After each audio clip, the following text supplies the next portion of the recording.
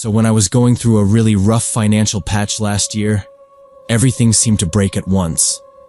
First, my car transmission died.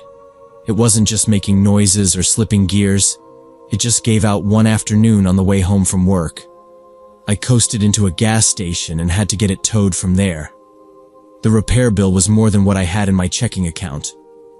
I put it on a card I was already trying to pay down. I figured at least that was the end of it. But the next morning my water heater stopped working. No hot water at all. Ice-cold shower before another shift at a job I already hated. I tried troubleshooting it with YouTube videos, but there was nothing simple to fix. The cheapest repair quote I got was almost $500. I sucked it up and used my savings. That left me with under $20 to last until payday.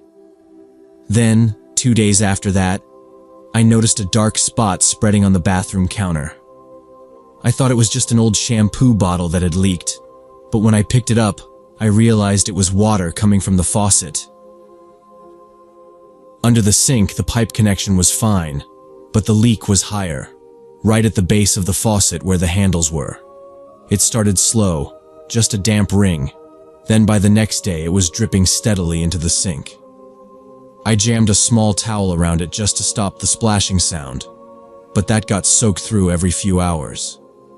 I was already behind on utilities and couldn't afford the spike in my water bill. Every dollar counted. I went online and tried to find a fix, but everything I read might as well have been in another language. I borrowed a wrench from a neighbor and tried tightening everything that looked loose, but nothing made a difference. 3 nights in a row, I sat on the edge of my tub just watching water fall, drip, drip, drip, into the porcelain. It was maddening. The kind of slow, soft noise that crawls under your skin and stays there. I couldn't sleep well. I kept waking up thinking I heard it in the kitchen, or in my dreams. By the 3rd day, I felt like I was being mocked by a faucet. That 3rd night, I was in my bathrobe brushing my teeth and just staring at it. The reflection of the hallway light in the sink shimmered with every drop. My toothbrush stopped moving after a minute. I stood there, foam building up in my mouth, and just stared. It felt like everything in my life was going wrong, and that stupid faucet was the only thing I could see. I said something. I don't know why. Maybe I was just at the edge. I muttered, "I wish someone would just fix this thing while I sleep." I didn't even mean it. It was more like sarcasm, like when you stub your toe and say, "Great." But I said it out loud into the empty bathroom. And then I rinsed my mouth, turned off the light, and went to double-check all the locks like I always do. My house isn't fancy, but it's solid.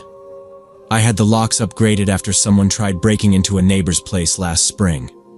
Deadbolts on both doors, and the windows have latches that click loud when you shut them. I checked each one. Front door, back door, bedroom windows, all shut tight. I didn't hear anything outside either, which was typical for this neighborhood. Everyone kept to themselves. I turned off the hallway light and went to bed.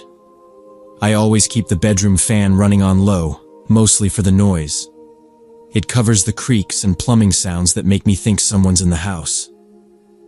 I laid there, the fan whirring beside me, but the dripping sound still reached me, even through the door. I pulled the blanket over my head and squeezed my eyes shut. At some point, I guess I passed out. But right before I did, I remember thinking, honestly, what if I wake up tomorrow and it's fixed? Like a fairy tale. Like a joke. Like some neighbor heard me talking to myself and decided to sneak in as a favor. It was dumb, but I really thought it. Just for a second. Then I fell asleep to the sound of that slow, mocking drip. When I woke up the next morning, I went straight to the bathroom expecting to hear that annoying drip. Complete silence greeted me instead of the familiar sound. At first, I thought maybe I just beat the leak to its next drop, so I stood there, waiting, Nothing. I turned the faucet on. Water came out strong and smooth. I turned it off. No leak. I checked around the base of the faucet, touched the handles, ran my fingers along the underside where the water had been pooling. Dry. Everything looked new, shinier than before. The crusty buildup on the edges was gone. It didn't make sense. I leaned in, looking under the sink again. No puddles. No moisture on the pipes. It was like someone had come in and replaced the whole thing. I stood back up slowly and just stared at it. I had no explanation. I searched the entire house. All my doors were still locked, chains still latched from the inside. Windows sealed and screens intact. No muddy footprints. Nothing out of place. I even checked the front yard in case a service truck had parked outside in the night. But the street was empty. My first thought was that I was losing my mind from stress. I even opened the fridge to see if maybe I'd left it ajar or something obvious. Something that would make this feel more explainable. Everything was normal. I sat down at the kitchen table and just stared at my phone for a while, unsure what to do next. After a few minutes, I tried to calm down and think it through. I told myself there had to be a rational answer. Maybe the management company for the building still had a spare key left from when they helped the previous owner. Or maybe the old owner himself still came around sometimes. Maybe he lived nearby and was the kind of person who couldn't let go of a place he spent years in. That would explain someone entering without asking, fixing something, and leaving like nothing happened. No damage, no theft, just a quiet repair. I figured maybe I'd find a receipt or a note in the mailbox later. Maybe the person didn't want thanks, just saw something broken and fixed it because it used to be theirs. It was weird, but I'd heard of stranger things. I went ahead and called the property management number saved in my phone from when I moved in. I asked if they'd sent a plumber by chance. The woman on the line seemed confused and said no. She double-checked their maintenance records and told me nothing had been scheduled or approved for my unit. I asked if the previous owner ever had a key or access, and she said he turned everything in the week he moved out. They don't keep spares, and no one from their office had been near my unit in months. Her answers didn't help. I hung up and sat there with a weird tightness in my chest. I started to question myself again. Did I sleepwalk? Did I somehow fix it and forget? But no, there were parts replaced. A rubber gasket, sealant I didn't own, a new washer. Things I wouldn't even know how to use, let alone where to find. I didn't have tools in the house, just a junk drawer with scissors and tape. I opened that drawer now, hoping to find something new, something left behind. It was the same as always. That's when it started to really bother me. The kind of quiet that doesn't feel safe.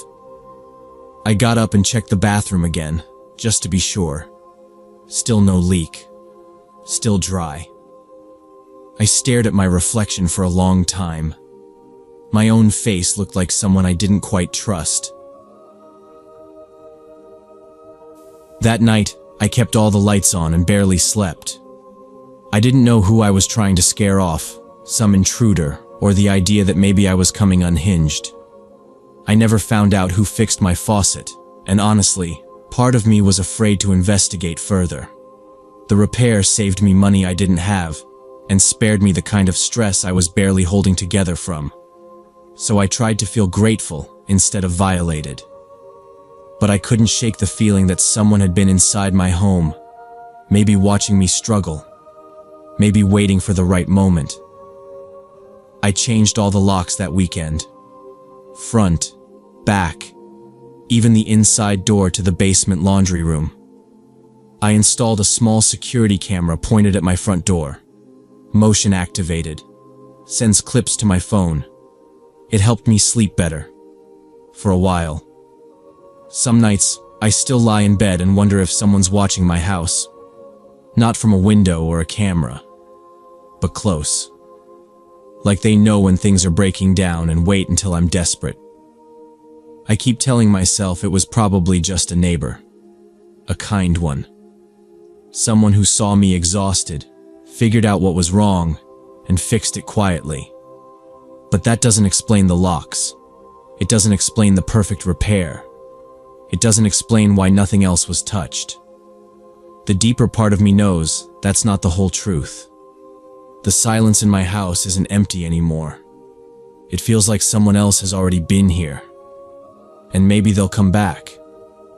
When something else breaks. When I need them again.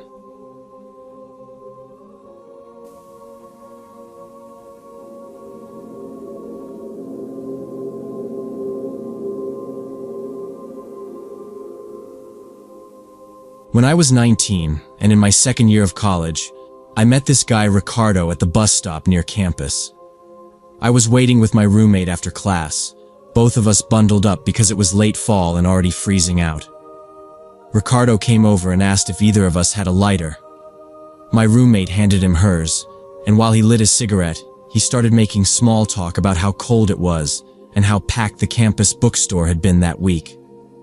I didn't think much of it, just some guy chatting to kill time. He looked a bit older, maybe late 20s, with glasses and a worn-out messenger bag. When my roommate's bus came, she got on and waved goodbye, leaving me alone with him for a few more minutes. He asked if I was also a student at the university, and I said yeah, second year. He told me he was 28, doing grad school in electrical engineering. He asked what I was studying and nodded along when I said psychology. Just casual stuff. I figured he was just bored, trying to make conversation until his bus came. My bus pulled up before his, and that's when he got a little more insistent. He said, "Hey, we should get coffee sometime," and pulled out his phone. I didn't really want to give my number out, but I also didn't want to make things awkward right before stepping on the bus. So I said sure, rattled off my number, and got on. The next day, I started getting texts from him. It started off normal. He asked how my classes were going, mentioned a coffee shop near campus he liked. But then he kept texting. I had morning classes and a part-time job in the afternoons, and every time I checked my phone, there were new messages. At first, I replied a couple times just to be polite, but he didn't get the hint that I was busy. By the third day, his messages turned pushy. He said he wanted to meet up that night, even offered to pick me up from campus. When I told him I was busy with midterms, he said, "I'll pay for dinner. Anywhere you want. My treat." I didn't respond right away. An hour later, another message. "We can skip dinner if you want. Just come over to my place instead." That was the moment it stopped being awkward and started feeling off.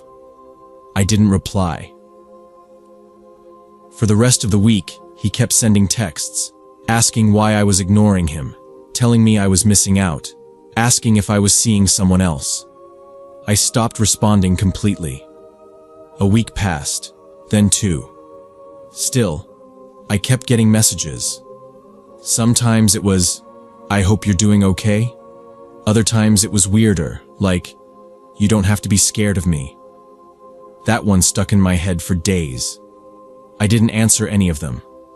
I deleted the thread, but he'd send a new text and it'd pop up again. Sometimes multiple times a day, sometimes just once, usually late at night. After about a month of this, I was at my job restocking shelves when my phone buzzed again. It was him. This time it just said, "I miss you." I hadn't spoken to him more than once in person. I never went out with him. Never hung out. We met at a bus stop. I didn't even know his last name. I finally blocked his number that night. It took me a few minutes because I kept second-guessing myself, wondering if I was overreacting. But once I did it, the silence felt like a relief. Blocking his main number only made Ricardo more creative in his harassment campaign. Within days, I started getting texts from unfamiliar numbers. Same style, same tone, same phrases. He used names like Dan or Luis, but I knew it was him. The punctuation was the same. The way he wrote your without the apostrophe, or how he always ended sentences with lol, even when nothing was funny. Then the social media accounts started popping up. I'd block one and another would take its place, each one using slightly different profile pictures that looked like stock images or filtered selfies. One had a photo of a coffee cup and used the name Quiet Engineer 87, but the messages were unmistakably his. He'd write, "I'm just trying to make you smile," or, "You don't have to feel weird. I'd take care of you." I stopped accepting follow requests from anyone I didn't know personally. He found my Instagram, then my Facebook, then somehow my LinkedIn. The messages kept changing tone.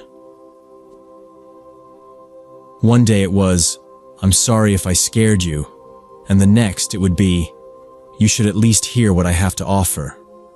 He started suggesting things like paying my rent or covering my textbooks.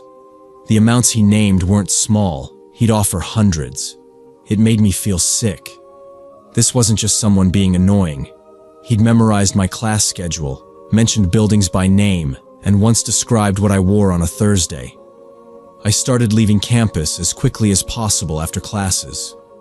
I asked one of my professors if I could submit assignments online to avoid staying after. I didn't want to be paranoid, but I couldn't ignore how persistent he was. I changed my number. He still found a way to contact me, this time through an old student blog account I hadn't updated since freshman year. He sent a message pretending to be someone asking about class notes, but halfway through, the tone changed. He wrote, "It's crazy how you act like we never had a connection." That was when I stopped using my last name on anything public. I changed profile names, deleted bios, took down any tagged photos where I was named. It made me feel invisible, which was what I wanted, but it didn't make me feel safe. I started carrying pepper spray. I memorized the emergency contact numbers for campus police, and I kept telling myself it would eventually stop. 6 months after first meeting Ricardo, I saw him again. It was outside the university library, near one of the side exits. I was walking out with my headphones in and almost didn't notice him until he stepped into my path. He smiled like we were friends who hadn't seen each other in years. "Hey, still busy with classes?" I froze for a second. He looked the same. Same hoodie, same messenger bag. Like nothing had happened. "We should get coffee," he said. "Just catch up. No pressure." I told him flatly that I wasn't interested and didn't want any contact. He kept smiling like I'd said something funny. "I just think you're misunderstanding who I am," he said. "I'm a really good guy. I'm stable. I have plans. You're not even giving me a chance." I looked around. Students were walking past us.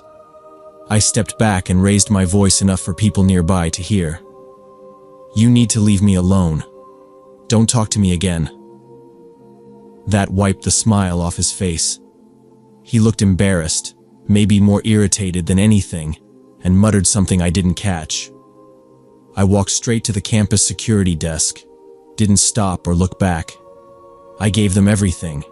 His name, phone numbers, screenshots of messages, links to fake accounts. The officer who listened was older, calm, and didn't interrupt. He nodded and said I'd done the right thing. He told me they'd had other reports about Ricardo. Apparently, I wasn't the first student to complain. They issued him an official warning: harassment, stalking, trespassing. I was told that if he approached me again, he'd be permanently banned from campus and possibly arrested.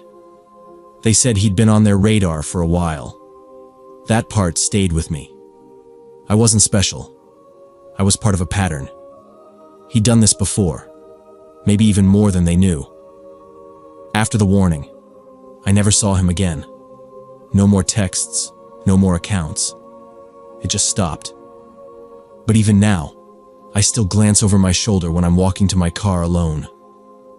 I still double-check my locks at night. My social media is locked down. My number unlisted. Sometimes I think about how many girls just block and hope that's enough. I almost did the same. But no means no.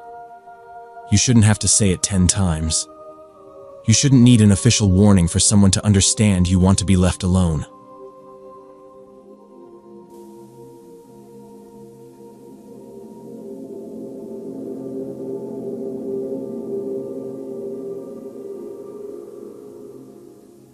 It happened during my senior year when my friend Marcus and I were hanging out at the mall near the group home facilities on the east side of town. That area was always a little rough, but the mall itself was decent enough. 3 floors, a food court, and a movie theater that somehow always smelled like popcorn and mildew at the same time. We were just walking around window shopping and killing time before catching the bus home. It was a Friday evening, not too busy, but not dead either. The place had that low hum of families eating pretzels, teenagers flirting near the arcade, bored security guards standing by the escalators. Marcus was trying to flirt with one of the shoe store girls when this girl came up to us, looking really upset. She was probably around our age, but she looked worn out, hair matted in places, one shoe untied and flopping when she walked, no purse, and her clothes were torn in a few spots. Not like full-on ripped apart, but definitely like she'd been in some kind of fight or accident. There was a reddish mark above her left eyebrow too, like she'd been hit with something. She looked directly at me first, then at Marcus and said, "Hey, I need help."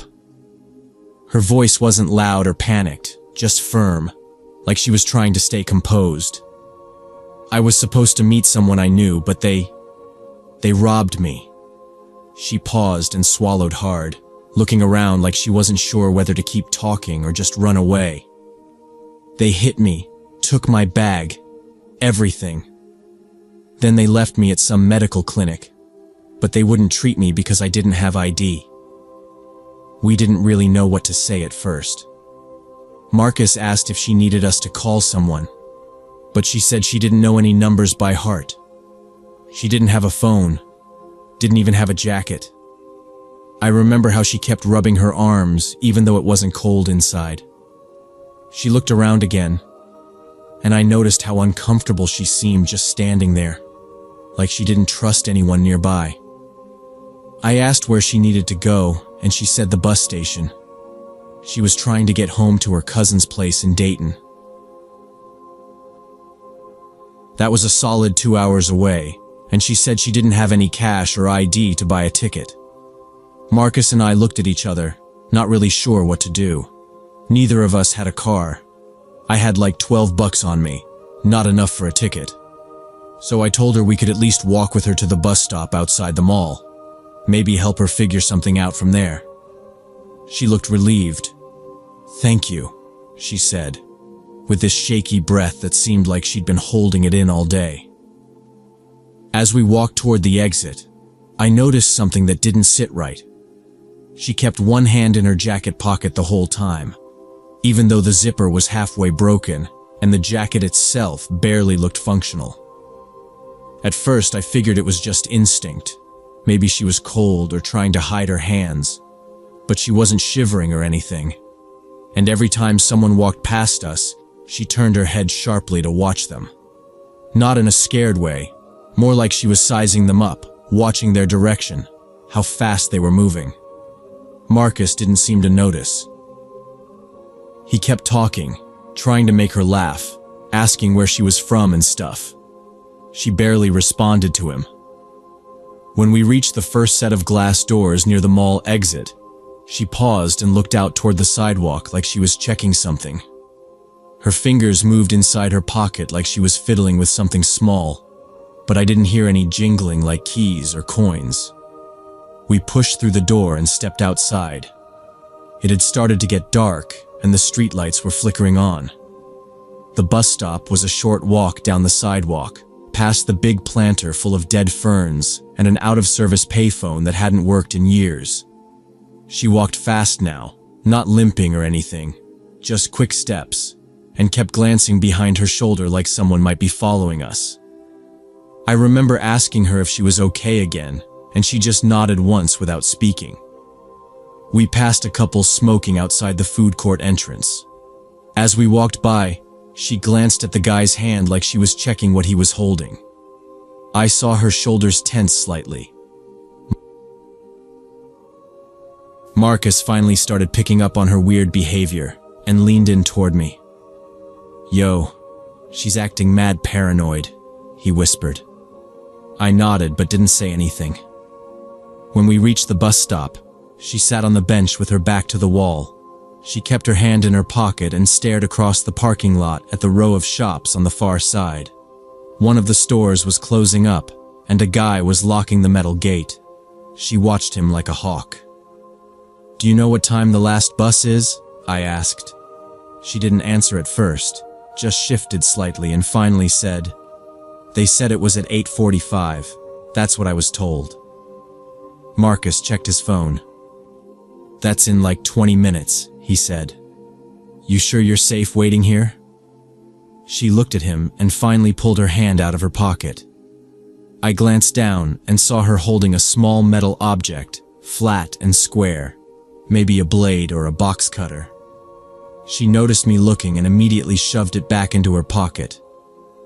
"I'm fine," she said quickly. "Just in case." Neither of us said anything for a moment.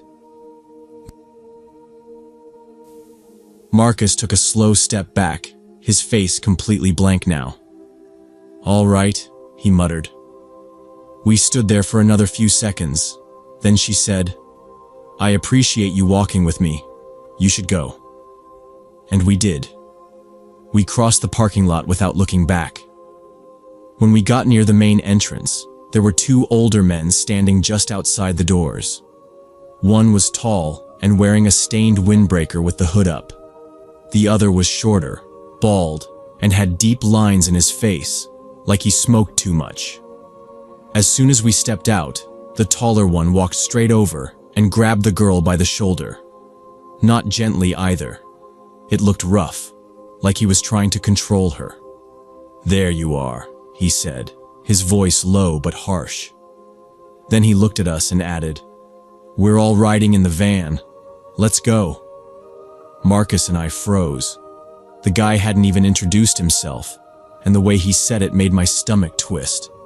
He glanced behind us like he was checking if anyone was watching, then motioned toward the parking lot where a white van was idling by the curb. The side door was open, and inside it looked dark. I could barely make out one more person sitting in the driver's seat. "No thanks," I said, trying to stay calm. "We're good. She just needed help getting to the bus." But the girl suddenly tightened her grip on Marcus's arm. Her hand was clamped around his sleeve like a vice, and her entire attitude changed. Gone was the shaky, quiet girl from before. Her eyes were cold now, and she leaned closer to him. "We're going together," she said, her voice flat. "Don't act stupid." Marcus pulled back instinctively, but she held on. The man took a step toward me and lifted his hand like he was going to shove me. "Get in the damn van," he said. I took a step back, heart pounding. I looked around. The parking lot was mostly empty, just a few people walking far off, no one close enough to notice anything yet. It all felt wrong. The way the man grabbed her, the way she acted now, the van. It wasn't normal. It wasn't safe. "No," I said, louder this time. "Back off." That's when the man reached out and tried to grab me by the arm. He missed, but he came close. His fingers grazed my jacket and I backed up fast, almost tripping over the curb. The girl was still yanking on Marcus's arm, now whispering something to him I couldn't hear. Her nails were digging in and he was trying to shake her off. I panicked. I screamed, "Help! Help us!" It was loud. My voice cracked and echoed off the mall walls. I just kept yelling, "Help! Security! Somebody!" It worked. 2 mall security guards who'd been standing near the food court entrance started running toward us. The second the men saw them moving, everything changed.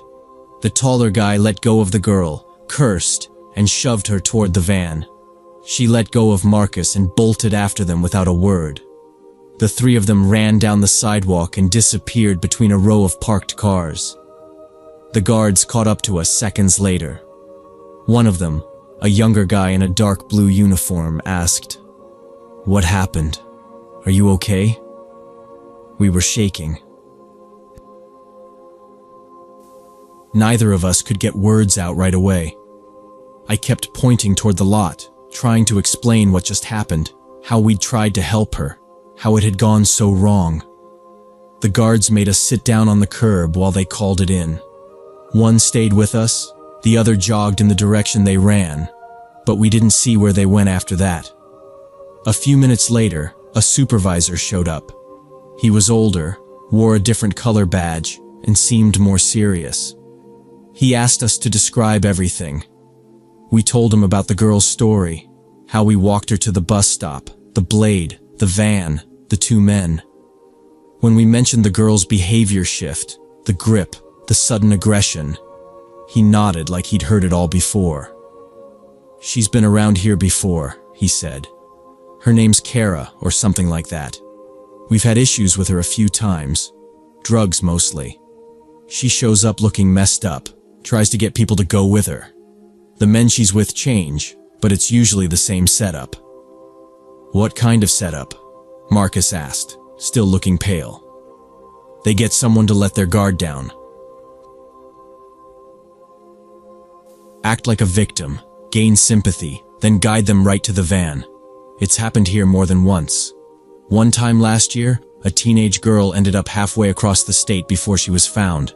She thought she was helping someone." That made me sick, just hearing it out loud. The supervisor kept talking, explaining how it's a tactic: lure with sympathy, isolate the target, then make a quick move to grab and vanish. Most people don't even know what's happening until it's too late. He said we were lucky. The fact that we yelled drew attention. That's what probably saved us. We sat in silence after that. I couldn't stop staring at the spot where the van had been. The guards offered to walk us to the bus. We didn't argue. We didn't say much either. The bus ride home felt long. I stared out the window the whole time, trying to process how fast things had changed. I still think about that day. About how someone who looked helpless was actually leading us into a trap. We thought we were helping. We weren't stupid, just too trusting. It's hard to admit that. Harder to accept it. Now, whenever I see someone on the street asking for help, something in me hesitates. I hate that. I hate that it changed the way I see people.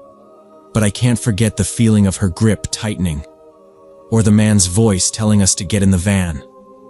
Sometimes people look like they need saving, but sometimes they're the ones trying to hurt you. That's a lesson I wish I never had to learn.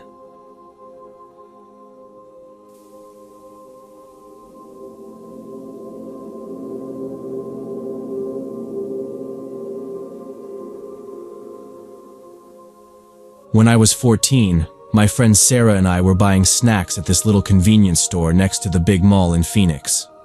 It was the kind of place that smelled like old hot dogs and freezer burn, the kind of store that always had sticky floors and a broken slushy machine. We were there because we had a plan.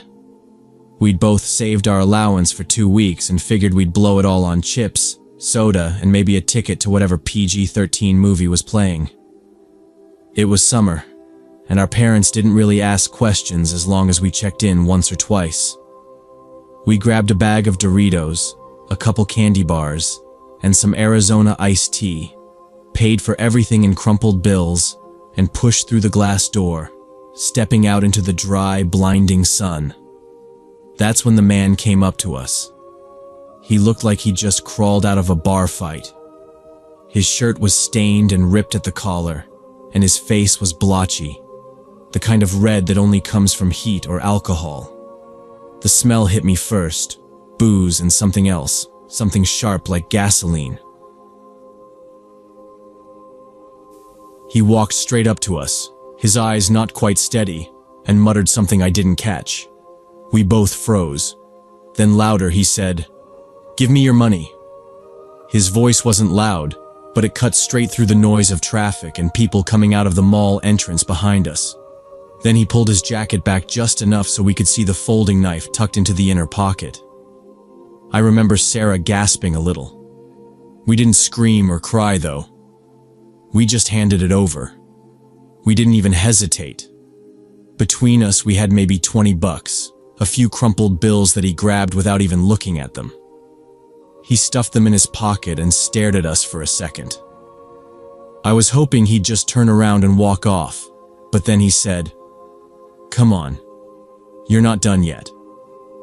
He waved his hand in a gesture that looked casual, like he was just leading two friends across the parking lot. "Let's go to the grocery store. I need more." Sarah and I just looked at each other, but we didn't run.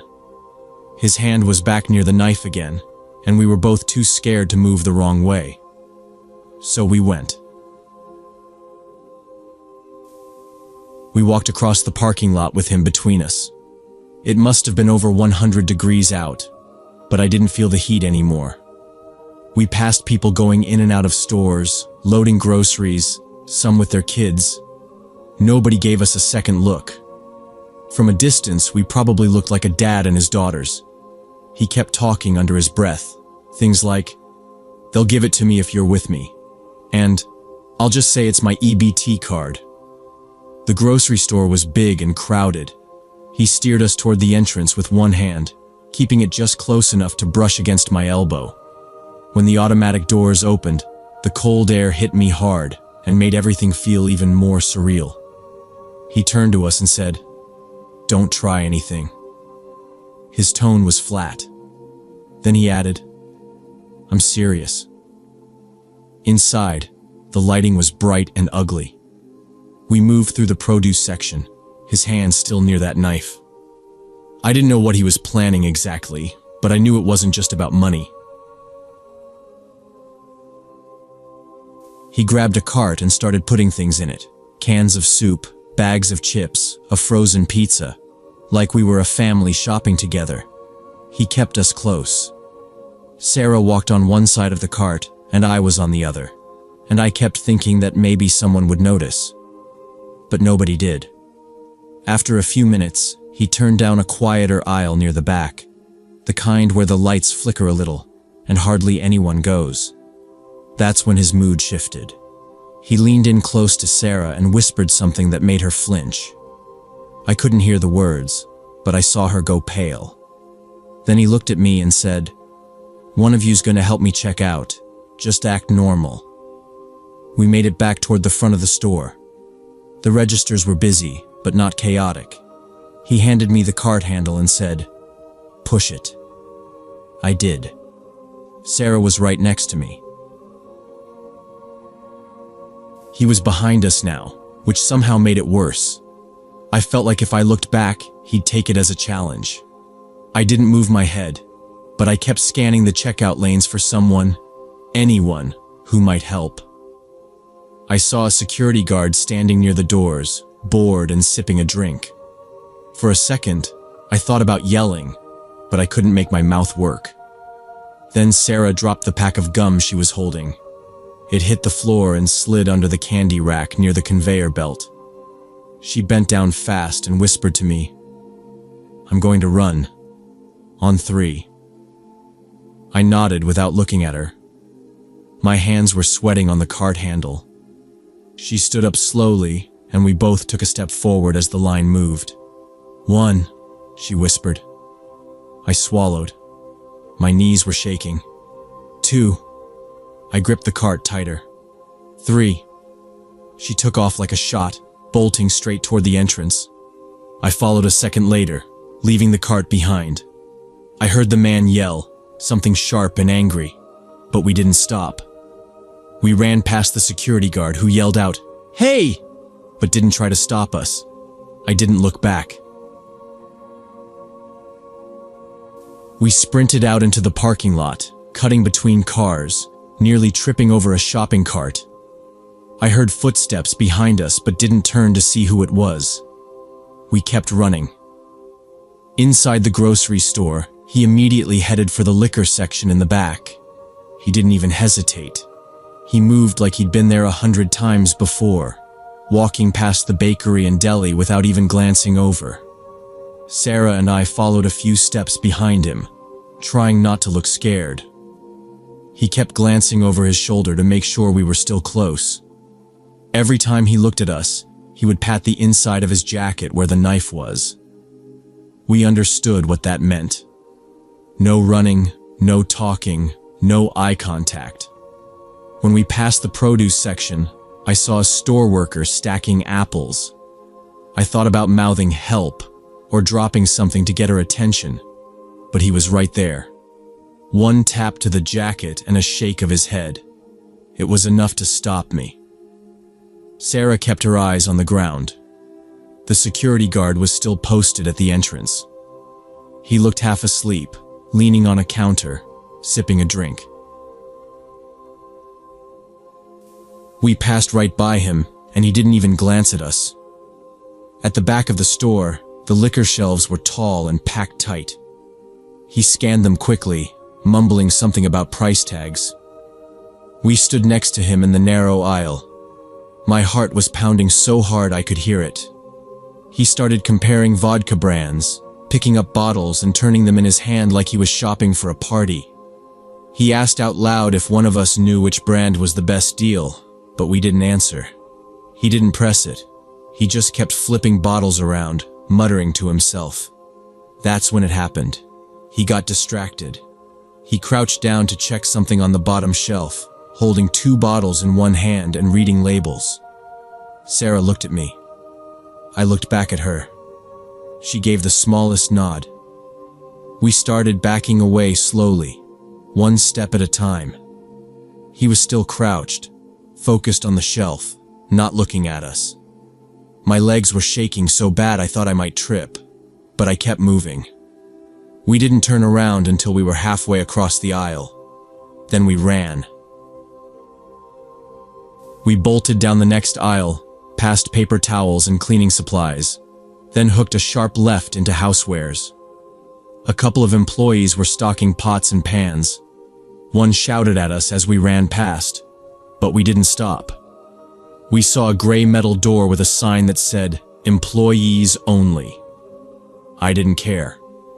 Sarah pushed it open hard, and we flew through into a narrow hallway full of stacked boxes and carts.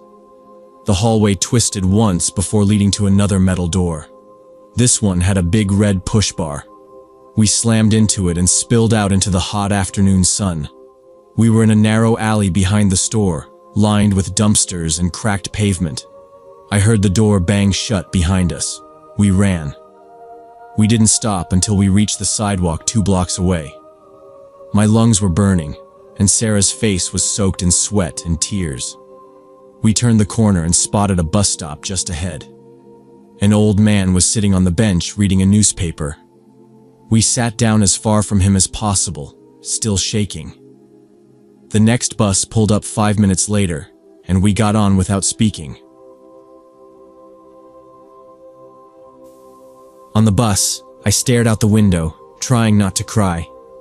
Sarah wiped her face with her sleeve and didn't say anything for a long time. When we got to our stop, we got off and just stood there on the corner. I wanted to call someone, but I couldn't. We were too scared.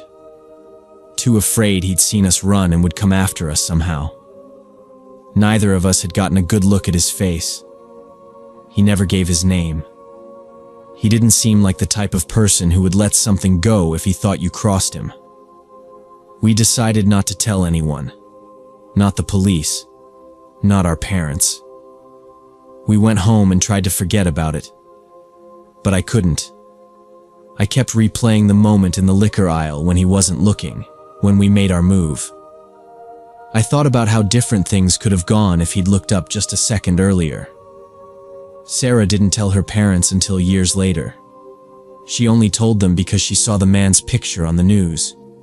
He'd been arrested for robbing 2 teenagers in a parking lot outside that same convenience store. Then they linked him to a string of similar robberies.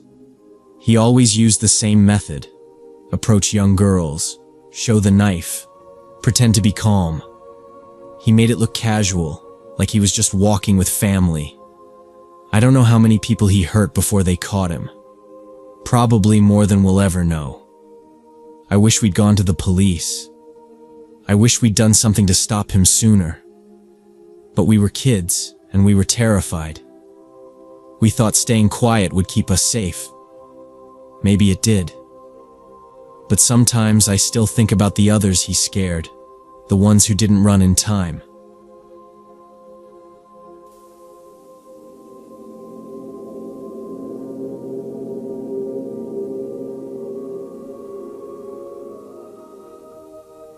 When I was 28, I worked as a programmer in Austin and lived in a quiet neighborhood on Oakland Avenue. I'd been there a few years, and nothing strange had ever really happened until last Thursday. I pulled into my driveway a little after 6 p.m., same time as always. It had been a long day, debugging a server sync issue, and I was looking forward to just microwaving leftovers and zoning out in front of the TV. I grabbed my laptop bag from the passenger seat, locked the car, and was halfway up the front walk when I heard loud, fast knocking at the front door. Like pounding, not just knocking. It was aggressive, almost panicked. I stopped walking. I live alone, and nobody ever comes to my house unannounced. I crept up slowly, peeking through the living room window that faces the porch.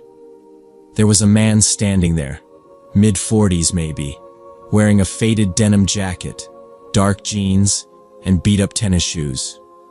His hair was messy, and he kept shifting from foot to foot like he couldn't stand still. His voice carried through the door. He was shouting my full name, first and last, yelling it like he knew me. He was saying it over and over. "Open up! Open the damn door! I need to talk to you!"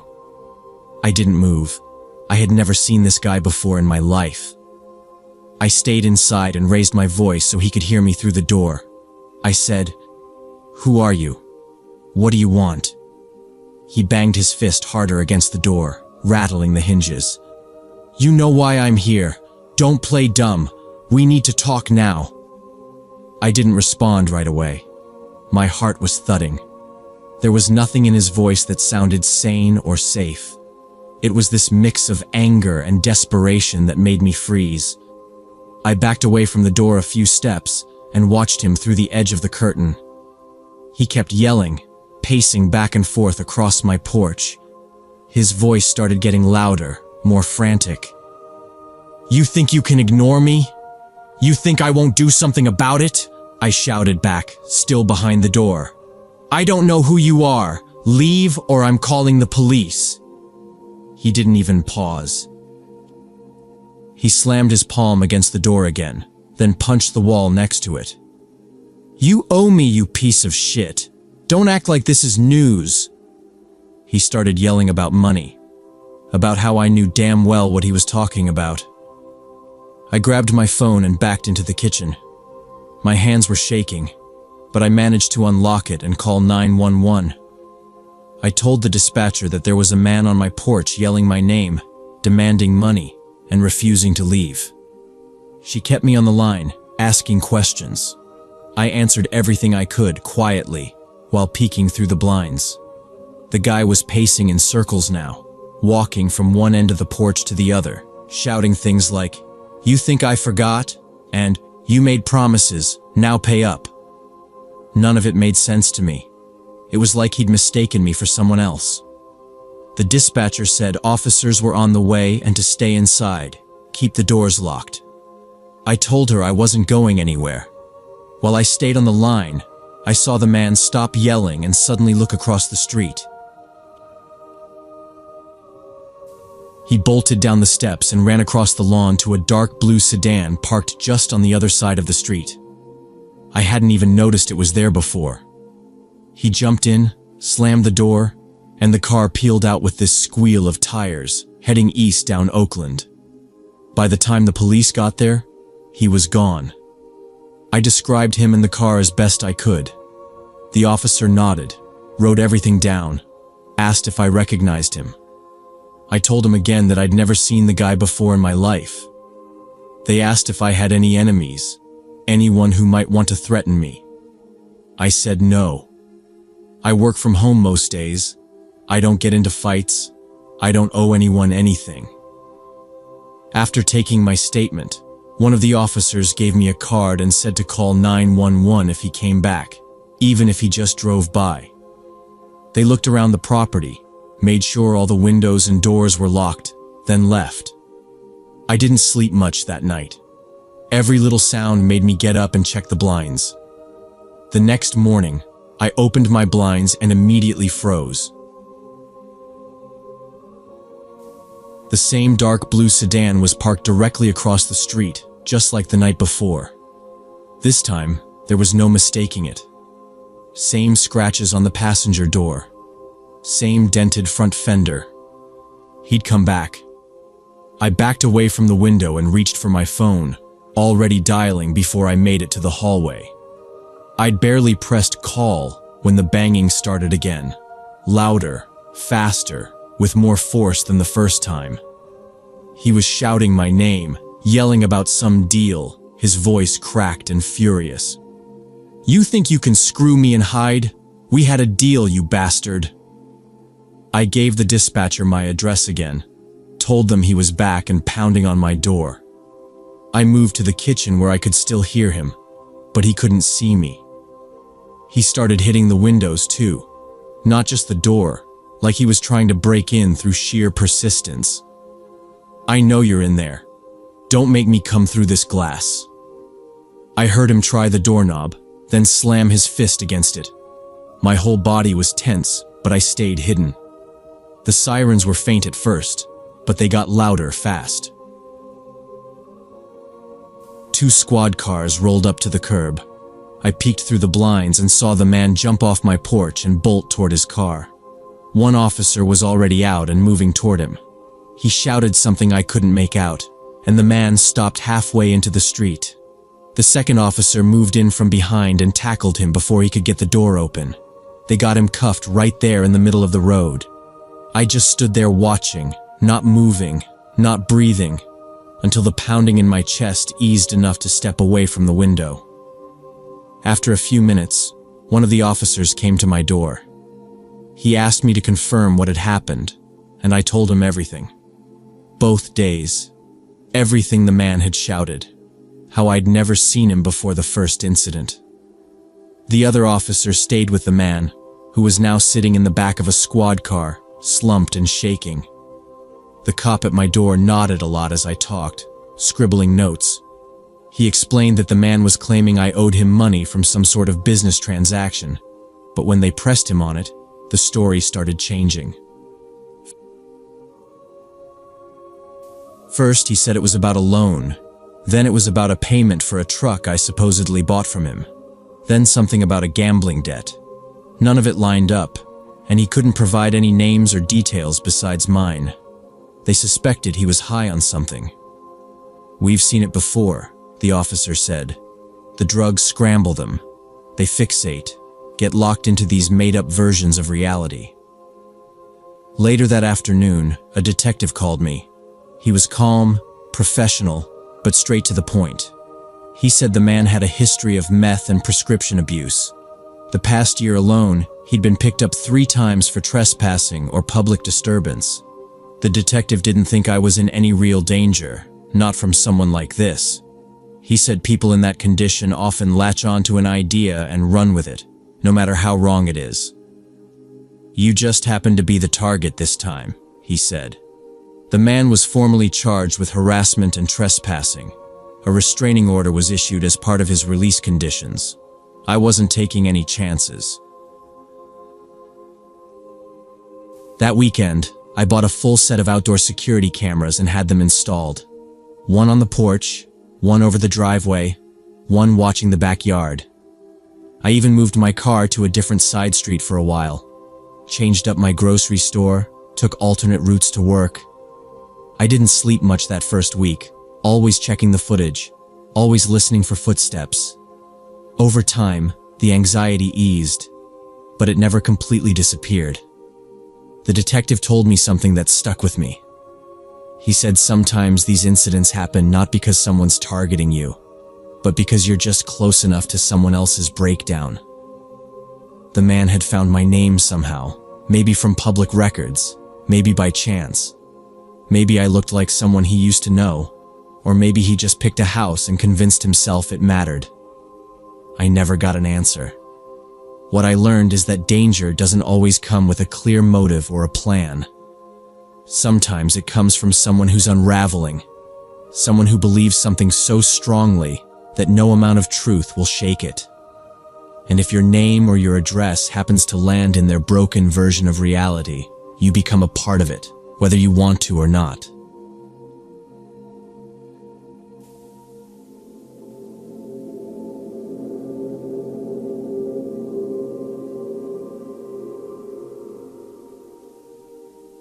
Three years ago, I was driving through Colorado on a long-haul trip from Utah to Kansas City when my rig suddenly died halfway up a mountain pass.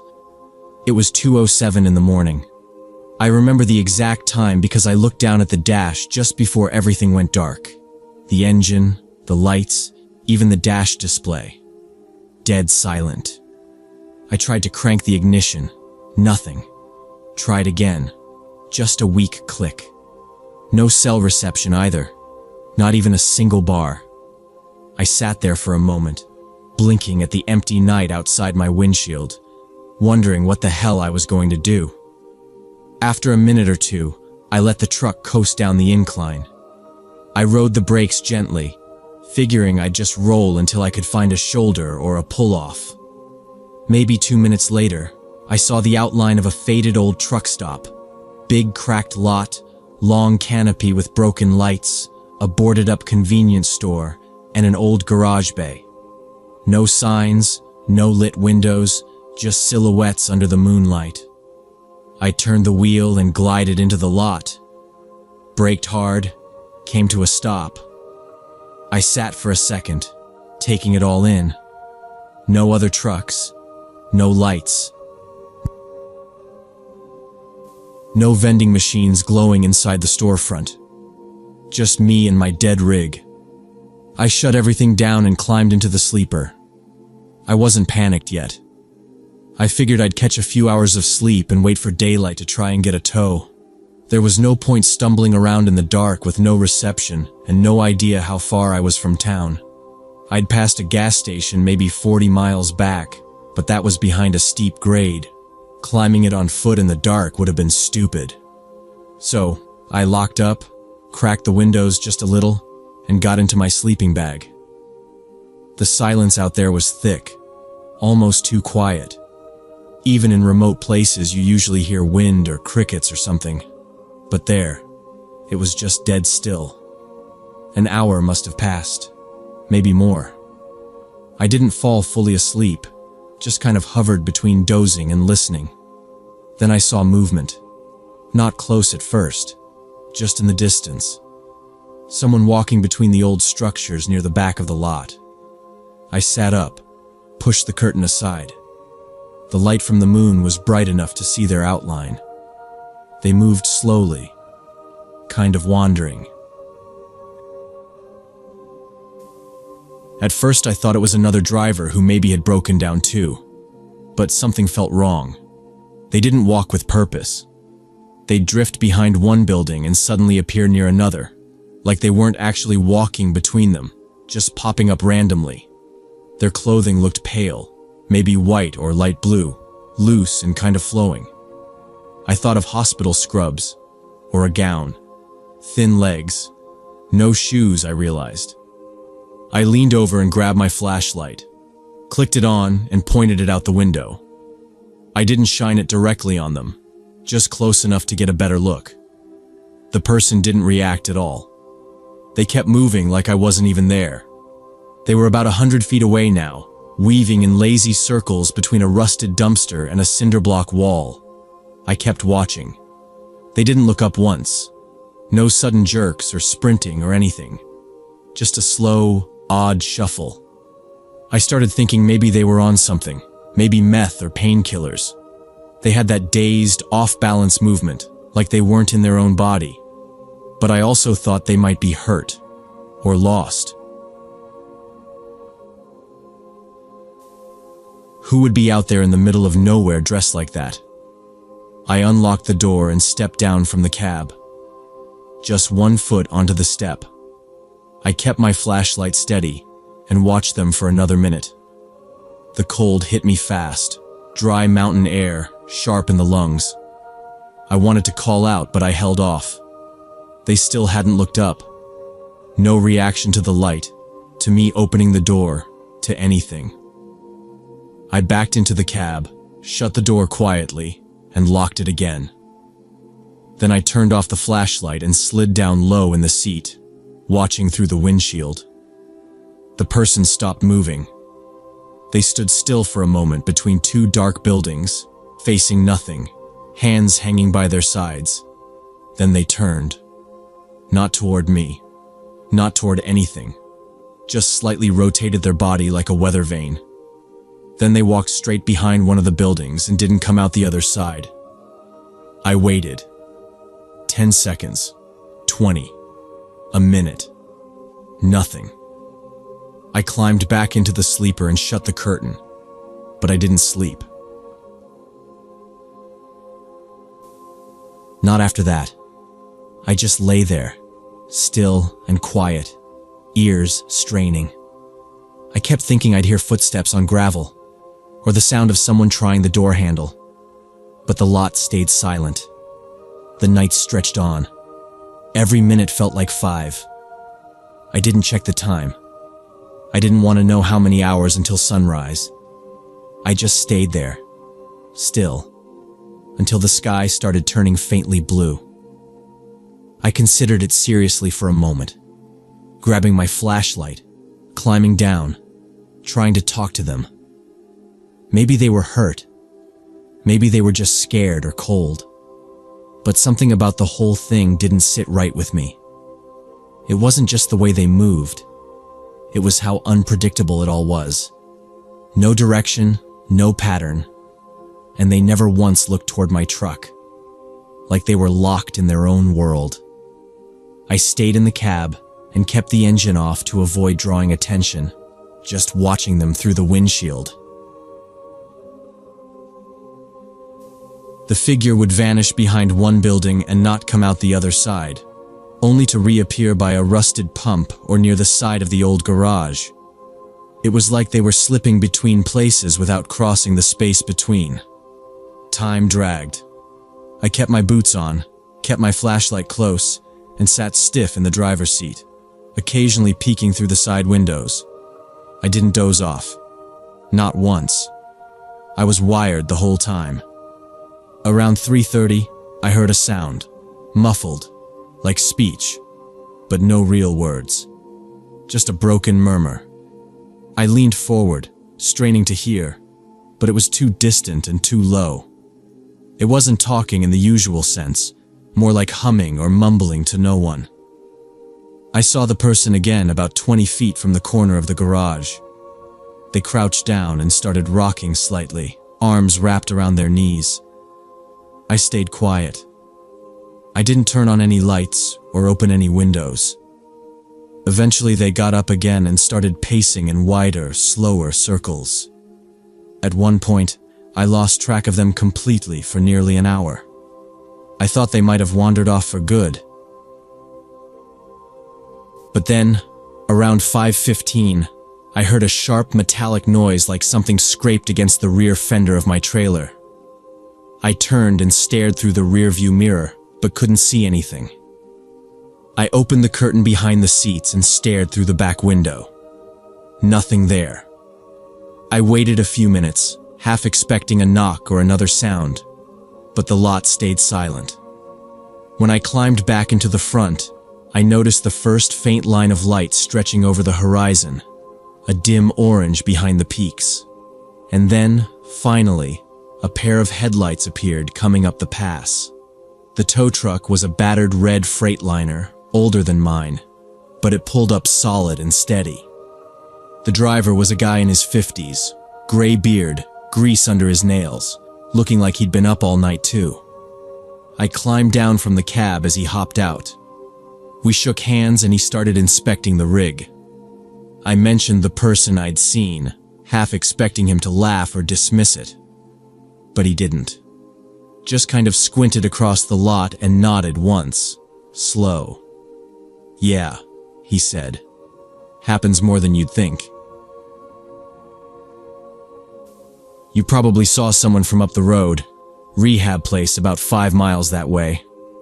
He pointed over his shoulder up the same road I'd broken down on. "State run. Been there a long time. Folks wander off sometimes. Get confused. Staff finds them by morning usually." He didn't act surprised or concerned. Just matter of fact, like it was routine. I asked if he ever had problems with them, anyone getting aggressive or trying to get into trucks. He shook his head. "Nah, mostly they don't even know where they are. A lot of them are detoxing or off meds. They move weird, yeah, but they ain't trying to hurt anyone. They just get lost. That's all." There wasn't anything left to say about it. He hooked up the front axle, checked the locks, and we got moving. I watched the truck stop shrink behind us in the side mirror, the old buildings growing smaller and darker as the sun started creeping higher. There was still no sign of the person I'd seen all night, just the empty lot, quiet and still. By 8 a.m., I was at a small garage in a nearby town. They ran a diagnostic and confirmed the battery system had failed due to a faulty alternator. Nothing too complicated. I sat in a worn-out lobby chair while they swapped the parts. They had a coffee machine with stale grounds and a little TV showing the news on mute. I tried to relax, but my eyes kept drifting to the parking lot outside, half expecting to see someone in pale clothes wandering across the asphalt. Later that afternoon, I got back on the road. The rest of the drive was uneventful. No more breakdowns, no more strange encounters, just long stretches of highway and silence. But I kept thinking about that night. The way the person never looked at me, never acknowledged my presence once. The weird pattern of movement, like they were stuck in a loop, and how they disappeared before dawn, just vanished like they'd never been there. A few days later, out of pure curiosity, I looked up the rehab facility. It existed, just like the driver said. And they had filed a missing patient report that same night I was stuck at the truck stop. The report said the individual had been located safely the next day around 9 a.m., walking down a dry creek bed 2 miles from the facility.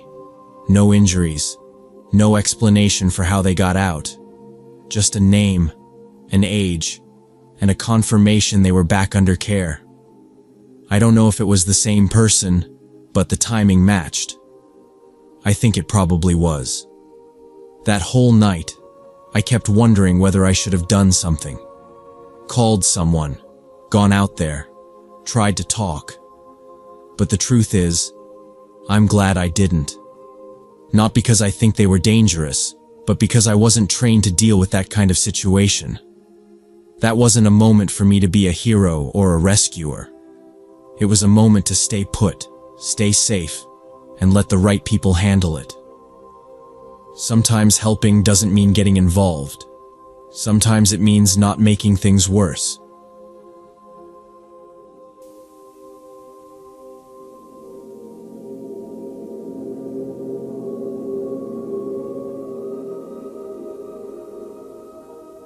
When I was 17, I worked summers at my uncle's farm in rural Montana. It was hard, dirty work, especially in July, when the heat just clung to you.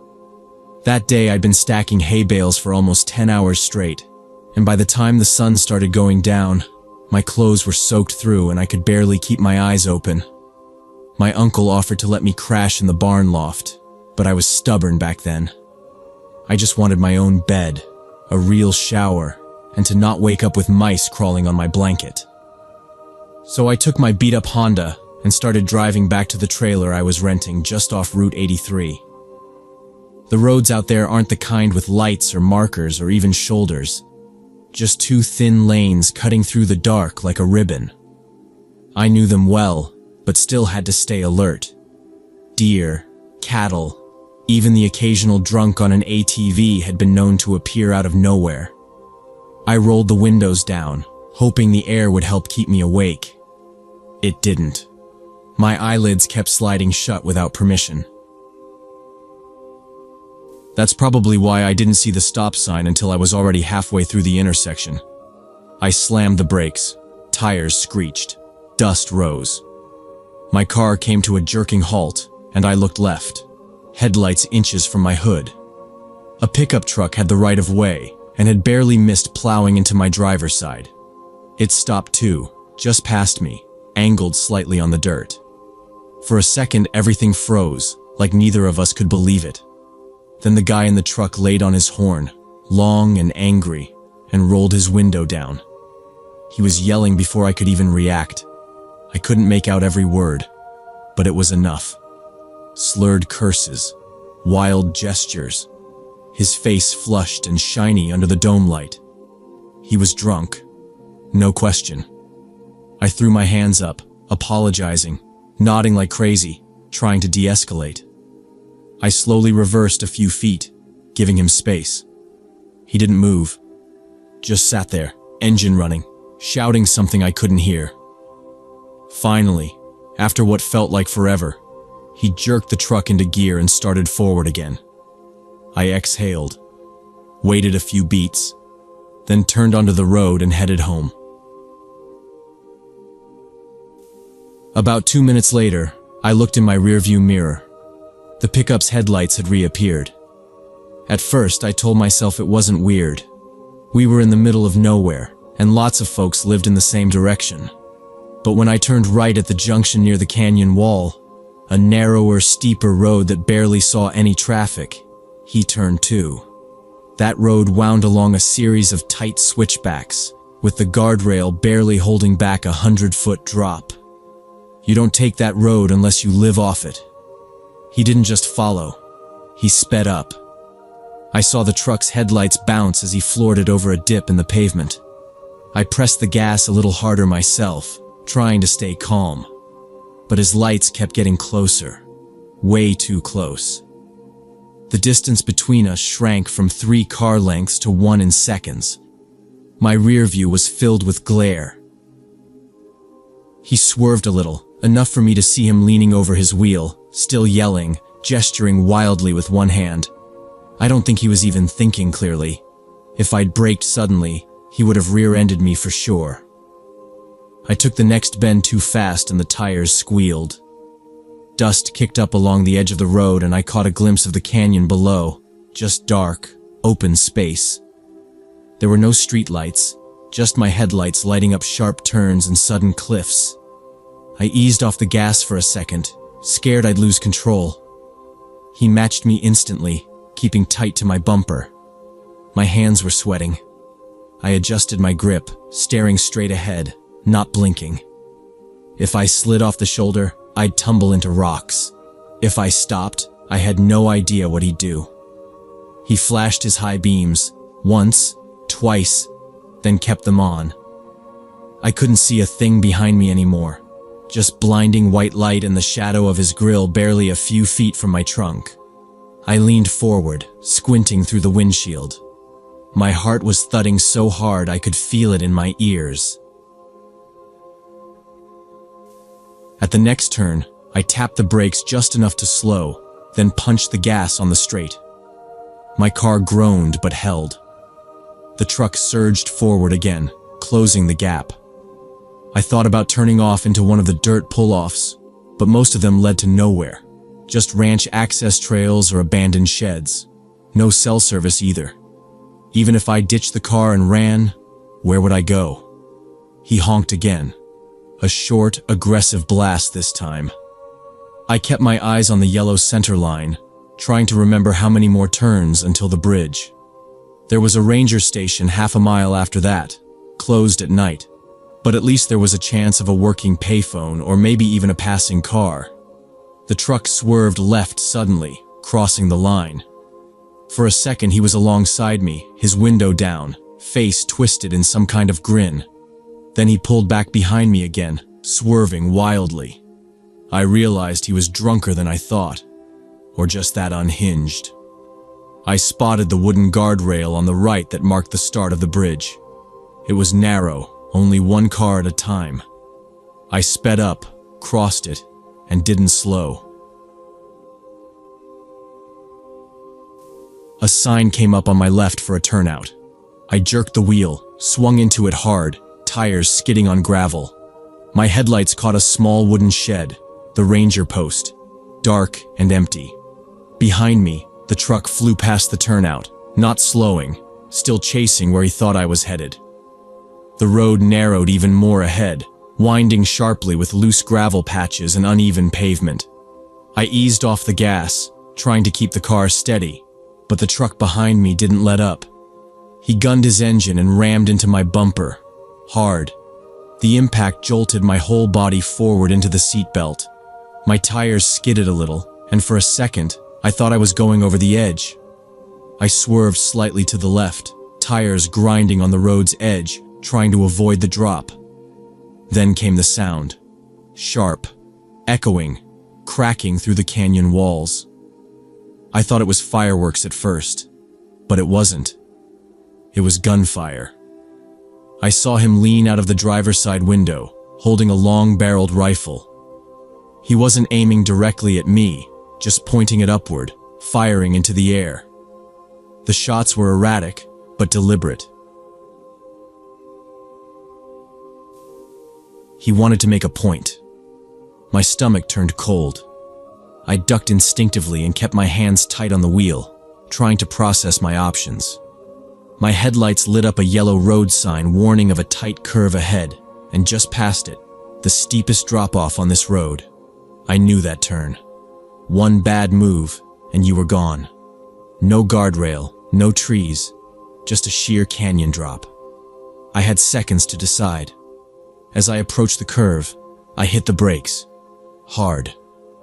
My tires locked up for a second, skidding on the gravel. Behind me, the truck driver had been too close, going too fast. He didn't have time to react. His front bumper slammed into my rear with a crunching impact. My car swerved slightly, but I corrected the wheel fast and managed to keep it on the pavement, grinding to a stop on the dirt shoulder. The truck didn't stop. It swerved sideways from the impact, momentum carrying it past me. I watched its taillights fishtail, then tilt, then vanish over the side. I heard metal crumpling, the truck rolling down into the ditch below. Then silence. No gunshots. No engine. Just the sound of gravel settling. I sat there in the dark, both hands frozen on the wheel, heart pounding like it was trying to break through my ribs. My car was half on the shoulder, half on the road, still running. I turned it off and stepped out, legs stiff, knees shaking. There was a slope down off the road. I followed it slowly, flashlight in hand. The truck was maybe 20 feet down, resting on its side against a cluster of rocks. Steam hissed from the radiator. The windshield had shattered. One of the doors was bent in, but I saw movement through the cracked window. The guy was alive, blood on his forehead, dazed, but trying to move. His rifle was lying in the dirt about 6 feet from the truck, out of reach. I didn't go near him. I didn't say anything either. I just turned and climbed back up the hill to the roadside. I looked around and spotted a wooden sign for a rest area about a quarter-mile down the road. I got in my car, drove slow, and pulled into the empty lot. There was an emergency phone on a post by the bathrooms. I lifted the receiver and pressed the red button. "Emergency services. The voice came on fast. I gave them the location, said there'd been a crash, and that the driver had a weapon. They asked if I was hurt. I said no. They told me to stay put and wait for responders. It took about 20 minutes. First the sheriff's deputy, then paramedics, and finally a highway patrol unit. I pointed them to the spot on the road. They found him still in the cab, conscious, but not moving much. He had a broken arm and a lot of bruising. Nothing fatal. The paramedics loaded him up. He didn't say a word the whole time. Later, after giving my statement, the officer told me they found 6 empty beer bottles in his truck, one still half full on the passenger seat. The rifle was registered, but it didn't matter. Firing it while drunk and chasing someone down a canyon road wasn't going to play well. They charged him with DUI, reckless endangerment, illegal discharge of a firearm, and a few other things I can't even remember. I learned later from the sheriff that he was a known problem. 3 past DUIs, 2 assault charges, and a suspended license he ignored. He did 6 months in jail, then probation. They revoked his license for life. I went back to work on the farm 2 days later. Didn't say much to my uncle about it. Didn't sleep great for a while either. Every time I closed my eyes, I saw headlights in the rearview mirror. I kept thinking what would have happened if I hadn't braked when I did. If I'd lost control for even half a second. If the truck had rolled a different way. That one mistake at the stop sign almost cost both of us everything. I think about that now every time I drive. Especially on quiet roads. Especially when they seem empty. Because you never know who's behind you, or what they're capable of.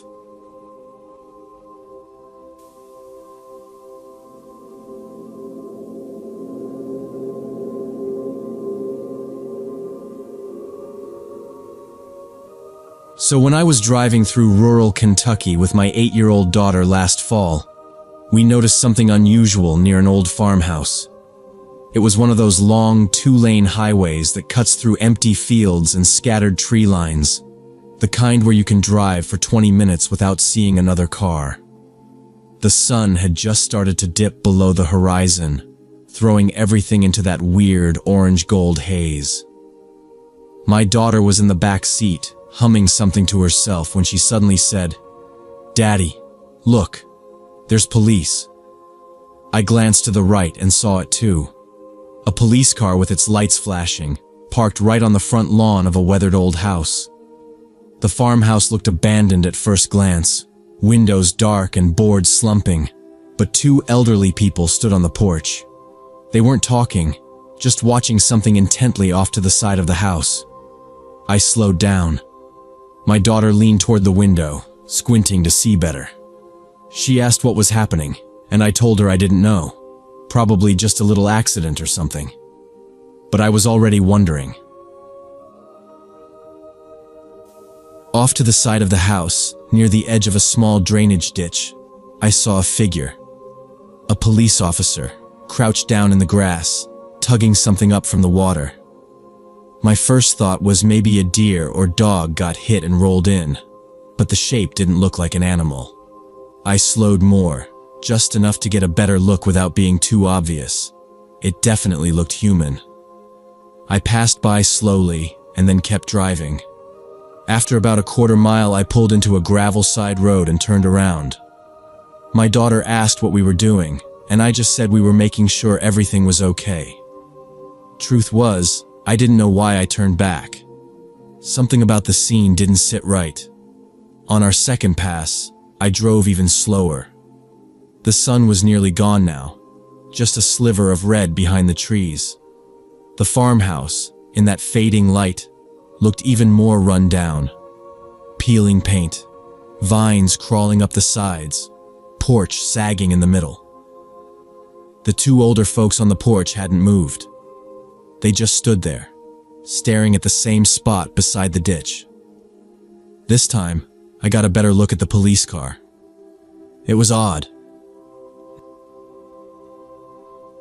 Not the usual black and white cruiser you see on the roads. This one looked older, maybe 70s era. Square body, old-style red and blue light bar on top. It was running, lights flashing in a slow, steady rhythm, but no sound, no siren. The officer was still there, half kneeling in the grass, tugging at what was definitely a person. A man, shirtless, arms limp, dark pants soaked through.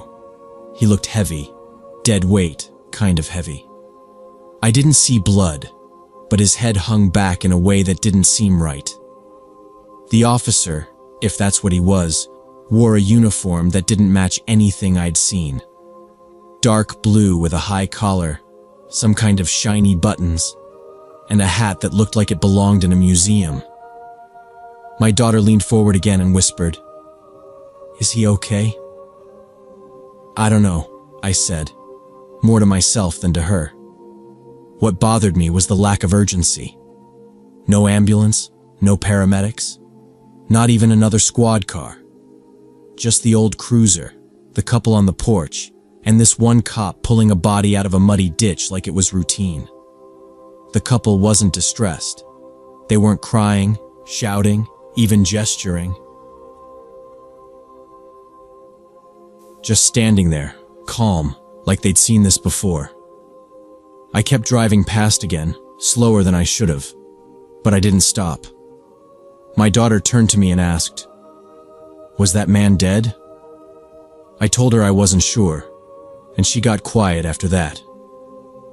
I drove another mile before pulling over completely and sitting there with the engine running. Something felt off. I've seen accidents before, even once saw a guy get hit by a truck out on Route 11. But there was always commotion. Always more than one person doing something. Radioing in, putting up flares, yelling for help. But there, nobody moved. It was like a staged scene. Something frozen. I thought about driving back again. Maybe stop this time, ask the couple what happened, if they needed anything. But something held me back. I couldn't put my finger on it, but I felt like we'd interrupted something, and weren't supposed to be there. Instead, I pulled back onto the road and kept driving. I told myself I'd call it in once we got into town, let the local police know what we'd seen, just in case it hadn't been reported. But by the time I got back to decent cell service, my daughter had fallen asleep in the back, and I started second-guessing myself. Maybe it was just a weird traffic fatality out in the sticks, handled by a department that hadn't upgraded their gear in decades. Maybe the ambulance had come and gone. Maybe it was nothing. But then I remembered something. When I first passed the house, I didn't hear anything. No chatter on a radio. No dispatcher voice coming from the cruiser. No voices at all. Even the flashing lights made no sound. And when I slowed to a crawl that second time, I swear the cop didn't look up. Not once. Just kept pulling. And the couple didn't blink. Just watched. I drove a bit further down the road and turned around again, telling my daughter I just wanted to see if maybe an ambulance had arrived. I didn't say out loud how much the whole thing bothered me, how off it felt. The weird old cop car, the couple who never moved, the way no one seemed in a hurry. It had a staged feel to it. Too quiet. Too slow. Too perfect in a way that didn't feel real. I told myself maybe I was overthinking it. Rural departments probably looked different. Maybe they did things their own way. Still, something tugged at the back of my brain like a warning. We pulled up to the same spot again, third time around. I slowed nearly to a stop, expecting at least to see the house again. Maybe an ambulance, maybe the couple still there. But it was gone. All of it. No car in the yard. No officer in the grass. No couple. The porch was empty. The ditch beside the house looked undisturbed. The entire property just looked normal. Empty lawn, sun now fully set behind the trees, shadows deepening across the ground, like nothing had ever happened. I even pulled off to the shoulder and let the car idle while I stared at the scene. My daughter leaned toward the window. "Daddy," she said, "where did they all go?" I didn't answer right away. I just stared at the house. Same sagging porch, same boarded up side windows, but none of the strange presence it had before. The air didn't even feel heavy anymore. I scanned the yard for tire tracks, footprints, anything out of place. There was nothing. No red-blue reflection, no sign of recent activity. It looked like no one had been there in weeks. I finally said, "I don't know." And that was the truth. She didn't say anything else after that, just sat back quietly. I took one last look and pulled away. The ride back into town was quiet. I kept checking the rearview mirror like I expected to see that old police cruiser behind us, but the road was empty. I couldn't shake the feeling that I'd missed something obvious, that maybe I should have stopped earlier, gotten out, asked questions. But now it was just an empty house behind us. We got home a little after dark, and I helped my daughter get ready for bed. She didn't bring it up again until the next morning, over cereal, when she asked, "Do you think that man is okay?" I told her I didn't think it was real. Maybe it was just people practicing something. I didn't really believe that, but I didn't want to scare her. The next day, I called the sheriff's office for that county. I told the dispatcher I'd seen some kind of emergency near a farmhouse off the highway, gave the exact road, the closest intersection, everything I could remember. She was polite but confused. Said there hadn't been any incidents reported in that area. No calls, no dispatches, nothing logged for the past few weeks. I asked if maybe it was from another agency, state troopers or someone else, but she said no one had been working that stretch of highway recently. She asked again for the address, and I described the house in detail. She got quiet for a second, and then said, "Sir, are you sure it was that house? That place hasn't had anyone living in it for years." I thanked her and hung up. I still didn't know what to make of it. I kept going over it in my head, trying to remember if there was any detail that would make sense. Maybe it was a movie shoot, but there was no crew, no cameras, no signs. And who uses a decades-old police car in vintage uniforms without even marking off the road or setting up cones? My daughter swore she saw everything I did. Same flashing lights, same old couple, same limp body being pulled out of the ditch. It wasn't just me imagining things. And yet, there was nothing. No official record, no confirmation, not even a local rumor. A few weeks went by. I didn't talk about it again until I was having coffee with a friend who lives in that part of the county. I told her about the strange scene we saw by the farmhouse, leaving out the weirder parts at first. I figured she'd think I was exaggerating. But as soon as I mentioned the police car and the couple on the porch, she laughed. "Oh," she said, "you saw one of the reenactments." I asked her what she meant. She told me that a historical group in the area does educational demonstrations sometimes. Reenactments of old police scenes or criminal investigations from the region's past. They get access to old uniforms, antique patrol cars, even use real properties when the owners allow it. She said they film them sometimes for the local museum or school programs. Apparently the farmhouse matched some old case from the 70s, and they liked using it as a backdrop. She figured when they saw me drive by more than once, they packed up to avoid causing a scene. I didn't know whether to feel relieved or stupid. It made sense. It explained everything. The quiet, the calm, the outdated uniforms and car, even the eerie lack of urgency. It was all for show. A scene from the past, staged like it was happening live. I guess we just drove into it at the wrong moment, or the right moment, depending how you look at it. I told my daughter a couple days later, and she laughed about it too. She said, "I thought it was real." I told her, "Me too." Still, I catch myself thinking about it sometimes. Not in a scared way, just curious. How close we were to believing something terrible had happened, when it was all just pretend. I guess it showed me how easy it is to misread something when you don't know the context, and how quick your brain is to fill in the blanks when the pieces don't quite fit.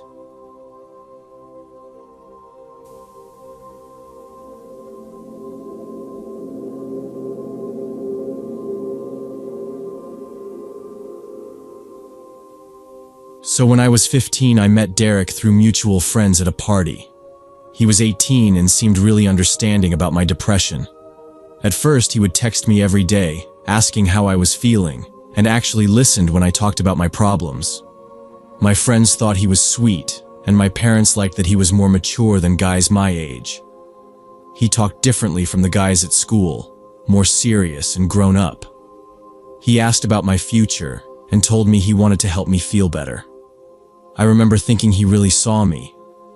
We would talk for hours at night, mostly over text, sometimes on the phone. It got to a point where I felt like he was the only one who really understood me.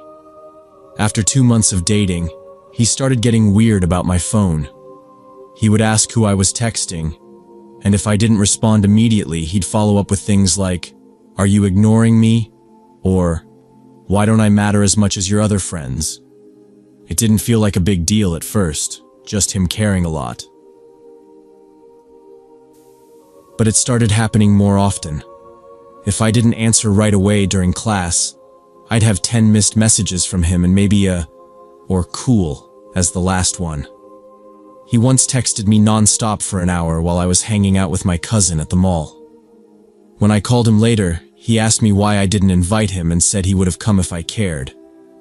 He also started acting different when I mentioned my friends. If I said I was going to the park or a movie with them, he'd say things like, "I guess I don't matter then," or "I thought we were close, but whatever." I began feeling like I had to include him in everything. When I hung out with people without him, I felt guilty. He made me feel like I was being selfish. One time I went to a friend's birthday party and didn't invite him because it was supposed to be just us girls. He texted me through the whole thing and said he felt abandoned. I left early because I felt bad. After that, he started calling my friends fake and said they didn't care about me like he did. I started seeing them less. It seemed easier that way. My world was shrinking, and I didn't notice how fast. Derek started showing up at places where I would be without telling me first. One day I walked into the coffee shop where I always did homework and found him sitting at a table like he'd been waiting. He smiled and said he figured I'd be there. I didn't even think it was weird at first. I smiled back. But then it started happening a lot. He waited outside my classes after school. He came to the bus stop near my house and acted surprised to run into me. When I asked him why he was there, he said, "What? I'm not allowed to want to see you?" I felt like I had no space, but I didn't know how to explain it. It was always framed like a nice thing, like he just cared so much. He started pressuring me to do things I wasn't comfortable with. He said stuff like, "I've been patient for months," or, "If you really loved me, you'd prove it."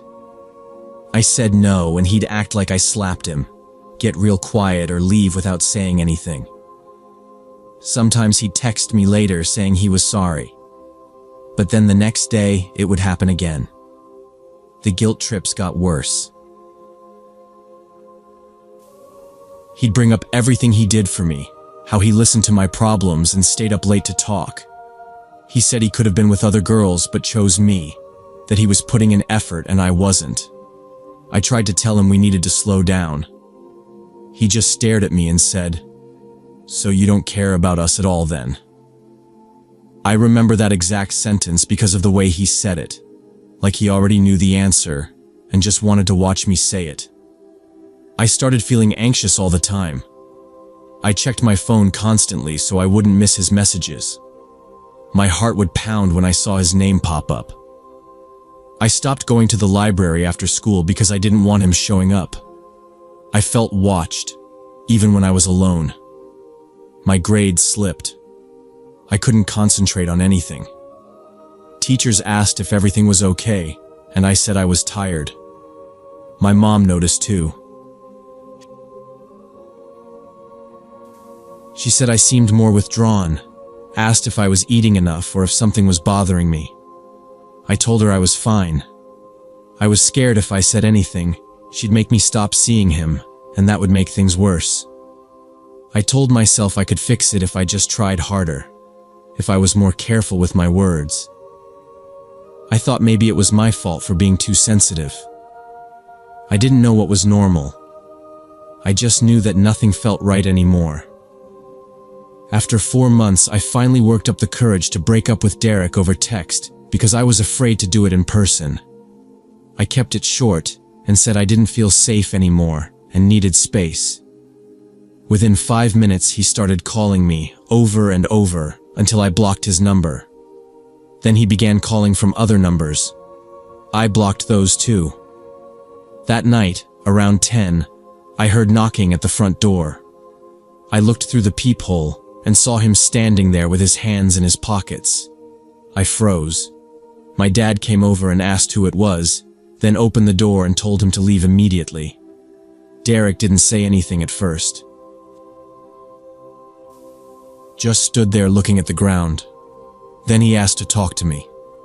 My dad raised his voice and said, "Leave now, or I'm calling the police."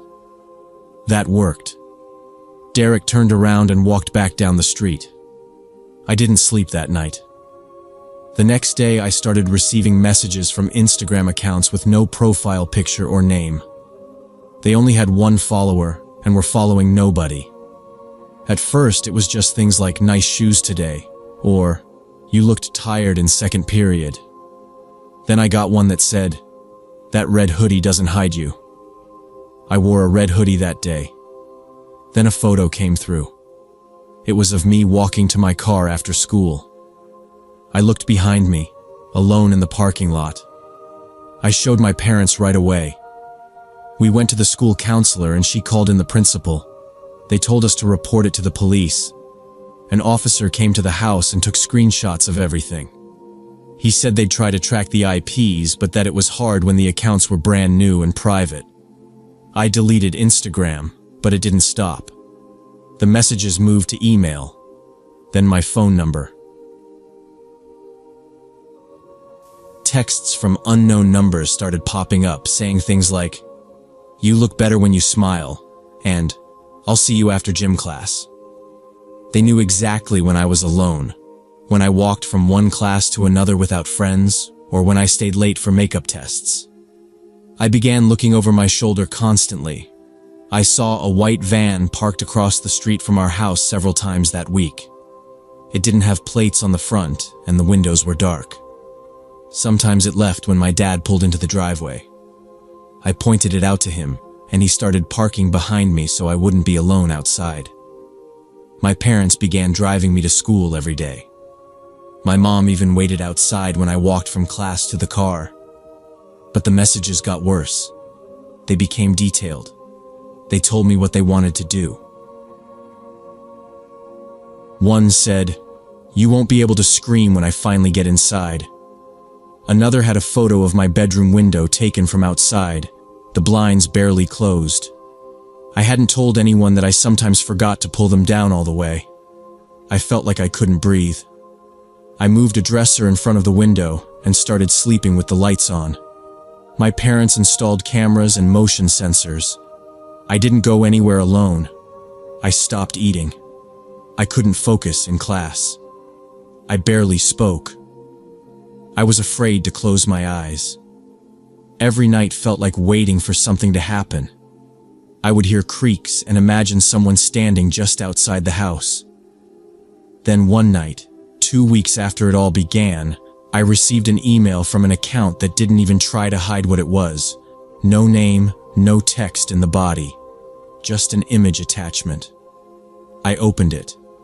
It was a screenshot of a listing on some kind of marketplace. My face was at the top. Underneath it said, "Real, young, available, pickup only," and listed my home address, my school, and a breakdown of my schedule by the hour. There were numbers below it. Bids.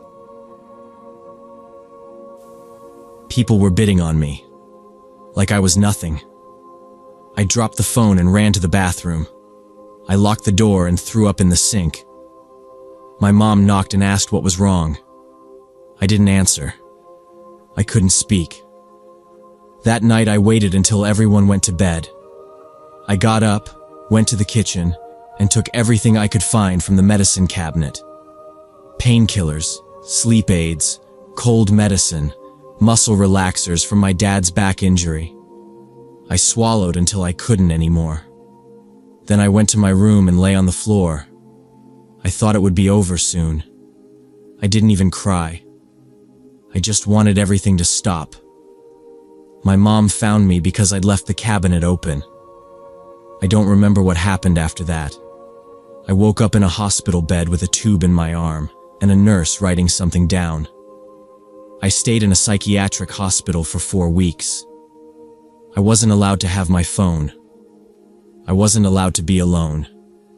Every day someone came in to ask questions, therapists, detectives, nurses. The police said the accounts were all created using public Wi-Fi. Coffee shops, libraries, places with no cameras, no names, no clues. They couldn't prove anything. They never arrested Derek. They never found out who sent the messages or posted that listing. It could have been him. It could have been someone he knew. I'll never know. When I got out, I didn't go back to my old school. My family moved to a different part of the state. I changed my phone number, deleted all social media, and don't go anywhere without telling someone. I still check the locks 5 times before bed.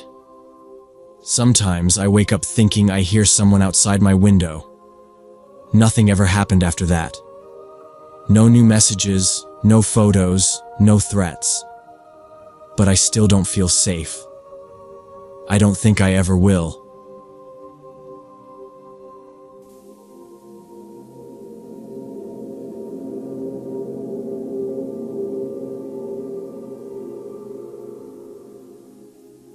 When I was 22, me and 3 friends used to hang out at this abandoned warehouse on the outskirts of Tucson. The place had been empty for years, and nobody ever bothered us there. We set up a makeshift hangout spot in the basement ventilation area, where we could smoke and blast music without anyone hearing. The building was massive, with multiple levels, but we only used the small section we had claimed as ours. Mike had found the place first through his older brother who used to skateboard there. We'd been using it as our spot for about 6 months without any problems. The basement stayed cool even in summer and felt like our own private clubhouse. We'd drag in camping chairs, a couple old crates for tables, and rigged up some power from a car battery Mike's cousin gave him. Sometimes we brought down his little speaker setup and just chilled there all night. We'd sneak in through a broken service entrance on the north side and make our way down this half-collapsed stairwell to the basement. It smelled like rust and damp concrete, but it was quiet and hidden. If anyone had ever been there before us, they didn't leave much behind. A few graffiti tags, some broken pallets, nothing serious. It became kind of our routine. Friday nights after work or class, sometimes even midweek if we were bored. Bring a couple beers, some snacks, light up, and talk crap for hours. It was probably the most relaxed I've ever been in my life, looking back now. There was this low rectangular opening in the ventilation wall that led into a long, narrow duct space. It wasn't part of the main structure, just a weird in-between area filled with concrete supports and rusted piping. That's where we set up our chairs. No one could see or hear us down there, even if they walked right above. Sometimes it felt like the world didn't even exist when we were down there. It was like time stopped the moment we crawled inside. We joke about turning it into a YouTube set or a podcast studio. but none of us were really serious about it. It was just a place to be alone, together. Safe, in a weird way. One winter night in 2019, we were down there as usual when we heard weird noises coming from the far end of the basement. At first, we thought it might be other people who had discovered the place. The sounds were rhythmic, like machinery running, but we'd never heard anything like that before. We turned down our music to listen better, and the noises continued. There was also what sounded like muffled voices having a conversation. It didn't sound close, but definitely not distant either. Like 2 or 3 rooms away through the walls. Kind of echoey, but real. None of us had ever explored that part of the building because it looked structurally unsafe. The main support beams were cracked, and there was water damage everywhere from old pipe leaks. The floor in some areas was soft with mildew, and we always figured it was better not to risk it. We joked once about bringing a flashlight and doing a full sweep, but it never felt worth it. But that night, we were all frozen, just listening. Mike whispered, "You guys hear that, right?" We nodded. We all heard it. The soft mechanical sound, almost like gears or a motor starting and stopping. And then the voices. Not yelling, not laughing, just talking. Calm, but consistent. It went on for maybe 5 minutes, and none of us moved. Then it stopped. Just silence again. We sat there for a while, staring down the hallway that led deeper into the basement. The thing is, that hallway had always given me a weird feeling. It was completely dark beyond the first 10 feet. We'd never walked down it. The place had no light back there. No windows, no functioning bulbs, just darkness and crumbling cement. The more I thought about it, the more I realized how strange it was to hear something that far in. There was no power in the building, at least none that we knew of. Whatever was making that rhythmic sound wasn't supposed to be working. Jake, the quietest of our group, stood up. "I think we should check it out." We all looked at him. He wasn't the type to say that kind of thing. Usually he kept to himself, especially when we were stoned. But he sounded alert, not scared, not joking, just firm. Mike shook his head. "Dude, no, that place is falling apart." But Jake was already pulling out his phone flashlight. "Just to the corner. I just want to see." I didn't want to go. Neither did Rob, but we followed anyway. Mike stayed back with our stuff. The hallway was narrow and uneven, the walls stained from old leaks and patches of mold. I had to step around debris, chunks of drywall, rusted rebar, and a sagging length of wire that hung from the ceiling like a vine. The farther we walked, the colder it got. Not just cool like the rest of the basement, but sharp and biting. Jake held the light up and kept going, steady. At about 30 feet in, he stopped. I came up beside him. There was a door. It was metal, old, and slightly ajar. The frame looked warped from water damage, but the door wasn't rusted like everything else. It looked clean, like it had been opened recently. Jake pointed the light at the floor. There were faint marks in the dust, shoe prints, fresh. I glanced at Rob. He was frozen behind us, eyes wide. Jake looked like he was about to push the door open, but I grabbed his arm. "Let's go back," I said.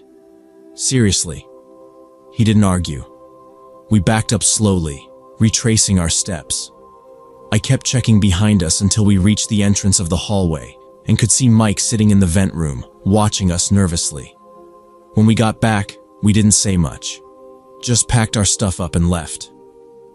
As we climbed out through the collapsed stairwell, I glanced back one last time. I could swear I saw the edge of that hallway, a faint glow coming from where the door had been, like a flashlight left on, steady and still. After debating for 20 minutes, we decided to check out what was making the noise. It wasn't a decision any of us made lightly. Mike wanted to stay behind again, but we convinced him to come with us this time. There was something about being split up that didn't feel right anymore. We grabbed our phones, turned on the flashlights, and followed the hallway deeper into the maintenance corridors. The air changed as soon as we passed the broken railing that marked the edge of our usual spot. It got heavier, like a basement that had been sealed off for years. Every breath brought this sharp, chemical smell that burned the back of my throat. I saw Jake cover his mouth with his sleeve. Rob whispered, "What the hell is that?" Nobody answered. The deeper we went, the more the walls changed. The normal dust and mold gave way to fresh paint, new tags, strange symbols in black and red, not just regular graffiti. These looked deliberate. Markings, almost like logos or warnings, but none of us recognized them. They were too clean, too recent. It didn't match the rest of the building. We kept going until the corridor opened up. There was a low hum of electricity, the buzz of fluorescent lights, and voices, low and steady, talking about timing and levels. Through a cracked door, we saw an overhead light flickering and the outline of a wide room just beyond. A sheet of heavy-duty plastic was hanging over the entrance like a curtain. The edges were smudged and dusty, but behind it we could see shadows moving around. Tools clanked. Something hissed. I pulled the plastic just enough to peek inside. The room was big, too big to just be a maintenance space. The concrete walls had been scrubbed down, wires were stapled along the ceiling, and metal shelves lined the walls. Long folding tables had been set up in rows. We saw 3 people working, 2 men and a woman, all wearing respirators, gloves, and full coveralls. They weren't just hanging out. This was organized. They had a full operation going. One of them was bent over a table, stirring a thick yellow liquid inside a big glass container. Another was pouring white powder into small plastic baggies, carefully weighing each one on a digital scale. The third was moving between them, checking clipboards and adjusting timers. Their movements were fast, but exact, like they'd done this 100 times. I could hear them talking, stuff like batch yield and cooling cycle. Every corner of the room looked like it had a purpose. They even had air vents with filters and fans taped in place. It wasn't improvised. It was set up to last. Then I noticed the cameras. Little black domes stuck into the ceiling corners, all pointing toward entrances. One of them was pointed right above the plastic sheeting we were peeking through. I stepped back fast and pulled the others away from the edge. "Cameras," I whispered. "They might have seen us." Rob's eyes widened. Jake just mouthed, "Shit." We didn't run. That would have made noise. Instead, we turned around and walked, slow and quiet.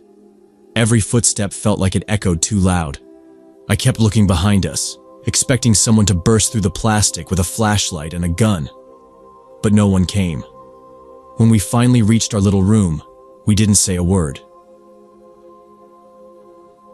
We packed everything, speakers, snacks, charger cables, and shoved it all into Mike's duffel bag. The air still smelled like chemicals, even back there. My throat was burning. Nobody laughed. Nobody talked. We just got out. Back up the collapsed stairs, out the service door, and into the cold air of the parking lot. It was after midnight and dead quiet outside. I didn't look back until we were halfway down the block. No one had followed. The next day, I used a payphone across from a bus station and called the cops. I didn't give my name. I told them the address, the entrance point, and what part of the building to check. I gave them everything I remembered and then hung up. A week later, the story hit local news. Tucson police raid industrial drug lab. 4 people arrested, including one with a record in New Mexico. They showed footage of the warehouse, same side entrance, Same cracked stairwell. The lab was dismantled. Tables, chemicals, masks, all seized. The story said the place had been under surveillance for a while. I don't know if that was true, or if they were just covering up the fact that someone had tipped them off. We never went back. We found a new place, some overgrown lot behind a mechanic's shop on the west side. It wasn't the same. It wasn't hidden. It wasn't ours, and it didn't feel safe. But we made do. Sometimes I think about that night, and what would have happened if one of those people had stepped outside to smoke, or if the cameras had picked up our faces clearly, or if they had dogs or worse. I think about how close we were, less than 15 feet, to something that could have ended a lot different. We didn't belong down there, and I guess we were lucky to walk away before anyone noticed. We all stopped talking about the warehouse after that. Mike threw away the old duffel bag. Jake blocked off the GPS marker he'd saved. Rob deleted the pictures he took inside. I still remember it, though. I still see those chemicals bubbling, those bags being sealed, the silent tension in the air like it was holding its breath. And I still wonder what would have happened if we had stayed 1 minute longer.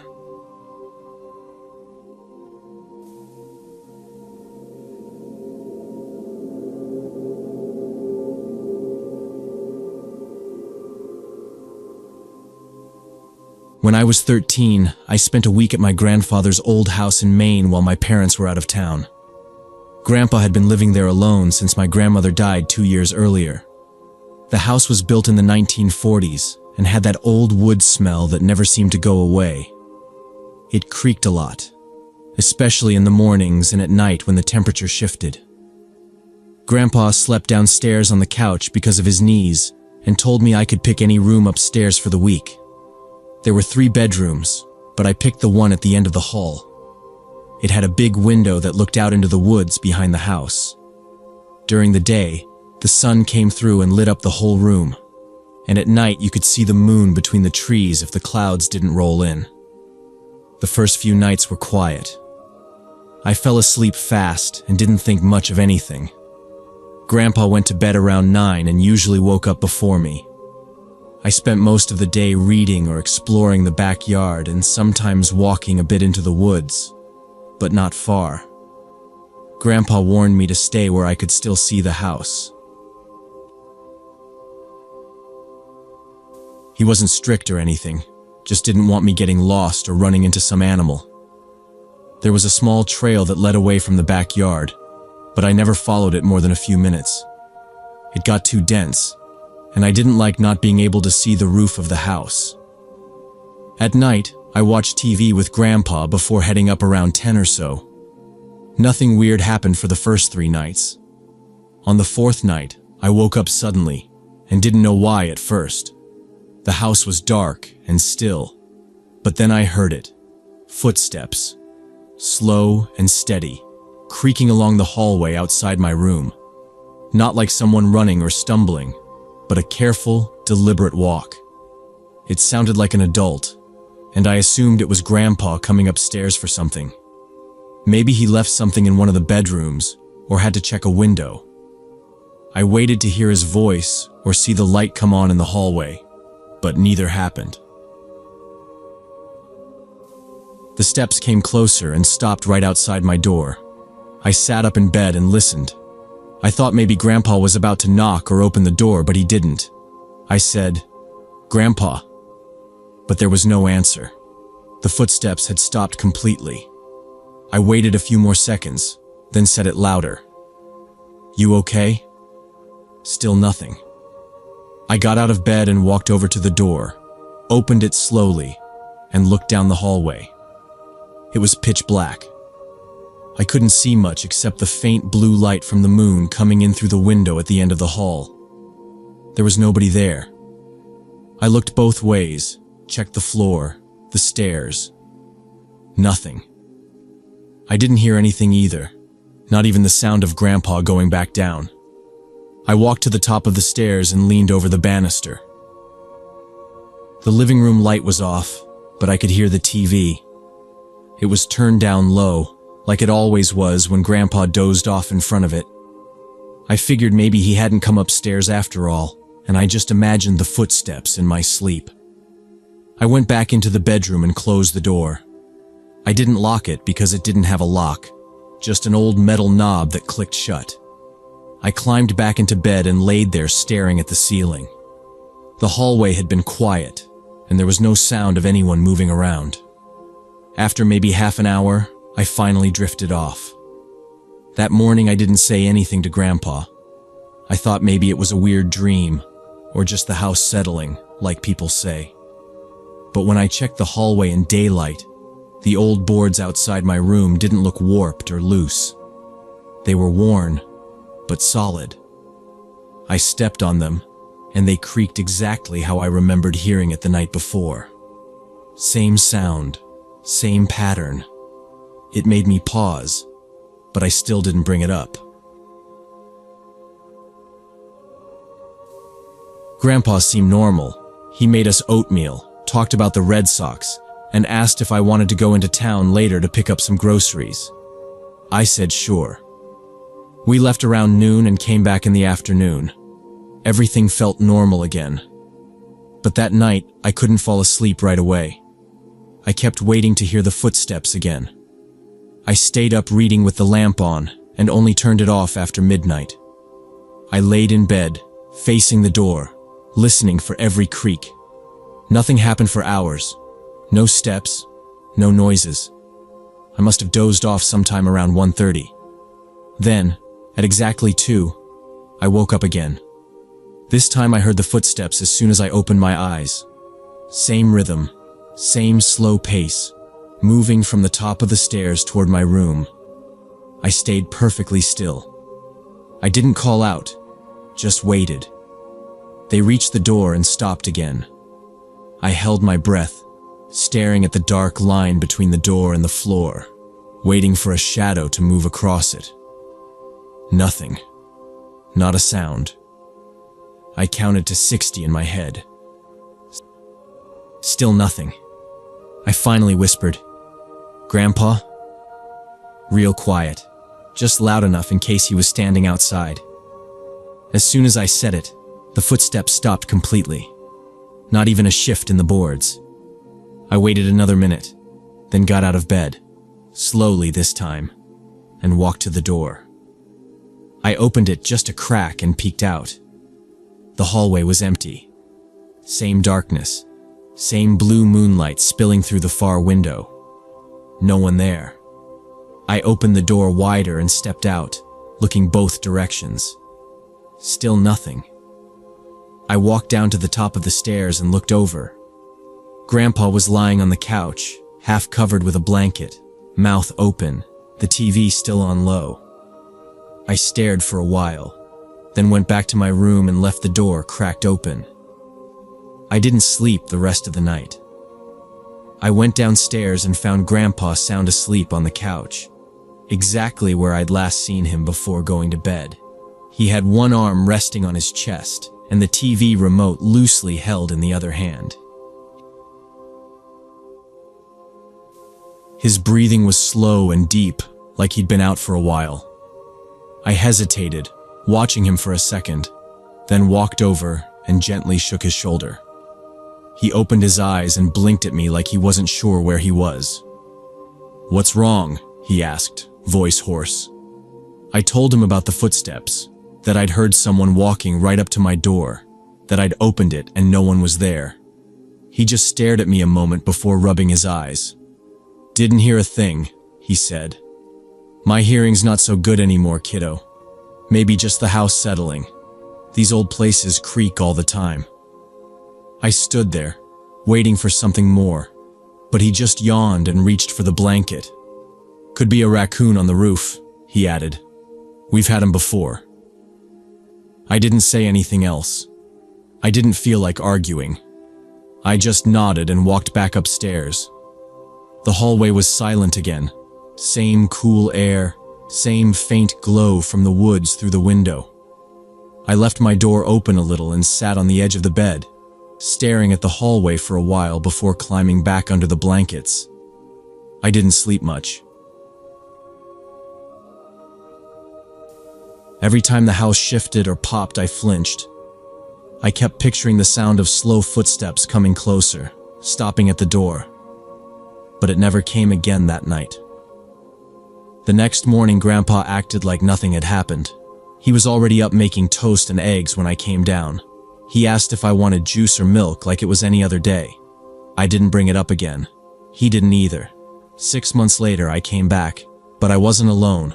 My 2 younger cousins were visiting from out of state, and we were all staying over at Grandpa's for the weekend. They were both around 9 or 10, full of energy during the day, but once it got dark, they got nervous. They didn't like the old house, said it smelled weird, and that the shadows in the corners were too deep. So when it was time to sleep, we all stayed in the same room at the end of the hall, the one I'd picked before. They didn't want to be alone. We stayed up late playing cards with a flashlight until we couldn't keep our eyes open anymore. Sometime after midnight, I woke up. I don't know what stirred me, but the room was completely still. The only sound was the wind outside moving through the trees. Then I heard it again, the footsteps. Same slow, careful pressure on the old wood. Same steady rhythm. Step, creak, step, creak. The boys must have heard it too because they both sat up under the blankets at the same time. No one said a word. The footsteps came all the way down the hallway and stopped right outside our door. My heart was beating so hard I thought they'd hear it. Then the sound shifted. A slow, deliberate dragging sound scraped down the surface of the wooden door. Long and steady, like someone pulling their nails from the top of the doorframe to the floor. The sound made the hair on my arms stand straight up. No one moved. We sat there, frozen in the dark, barely breathing. The dragging sound stopped at the bottom of the door and didn't start again. For what felt like an hour, nothing happened. I thought about getting up, opening the door, checking the hallway, but I couldn't make myself do it. None of us could. Eventually, I drifted off from exhaustion with the blanket pulled up to my ears. The next morning, we didn't talk about it. The boys were quiet over breakfast, and Grandpa didn't ask why. I could tell from the look on his face that he knew something had happened. He didn't press. After that night, I stopped staying overnight at Grandpa's house. I made excuses when my parents brought it up. I had a school project, or I didn't feel well, or I already had plans with a friend. When I did have to visit, I always left before it got dark. I stopped going upstairs alone. Even if I forgot something in one of the bedrooms, I'd ask someone to come with me or just leave it behind. Years later, after Grandpa passed, we came back to clean out the house. Everything was dusty and quiet. The TV was still there, and the same blanket folded on the couch. The upstairs hadn't changed at all. The hallway still had that same soft, damp wood smell, and when I walked down it, every floorboard creaked the way I remembered. One afternoon, while we were loading boxes into the truck, the woman from next door came over. She was in her 80s and moved slow with a cane, but she remembered everything. We talked a while, and eventually she asked if we ever had any trouble in the house. I said no, not really, and she just smiled like she didn't believe me. She told us the man who lived there before Grandpa had suffered from dementia in his last few years. Said he would wander the house at night, confused, not recognizing where he was. He walked the same path every night, she said, upstairs, down the hallway, pause outside each door, then turn around and go back. He did it for years, long before he ever left or was taken to a home. I didn't say anything, just nodded and thanked her. But later, I kept thinking about that. The steps in the hall, always stopping at the same place. The way they never turned the doorknob, never pushed it open. Just waited outside, then faded. Some places remember the people who lived in them. Not like a ghost story, just the weight of routines pressed into wood and walls. That house had a memory, and we had walked into it. And even after all the furniture was gone and the doors were locked, I knew the floorboards would still creak in the same places. The hallway would stay quiet until sometime in the night when the steps started again.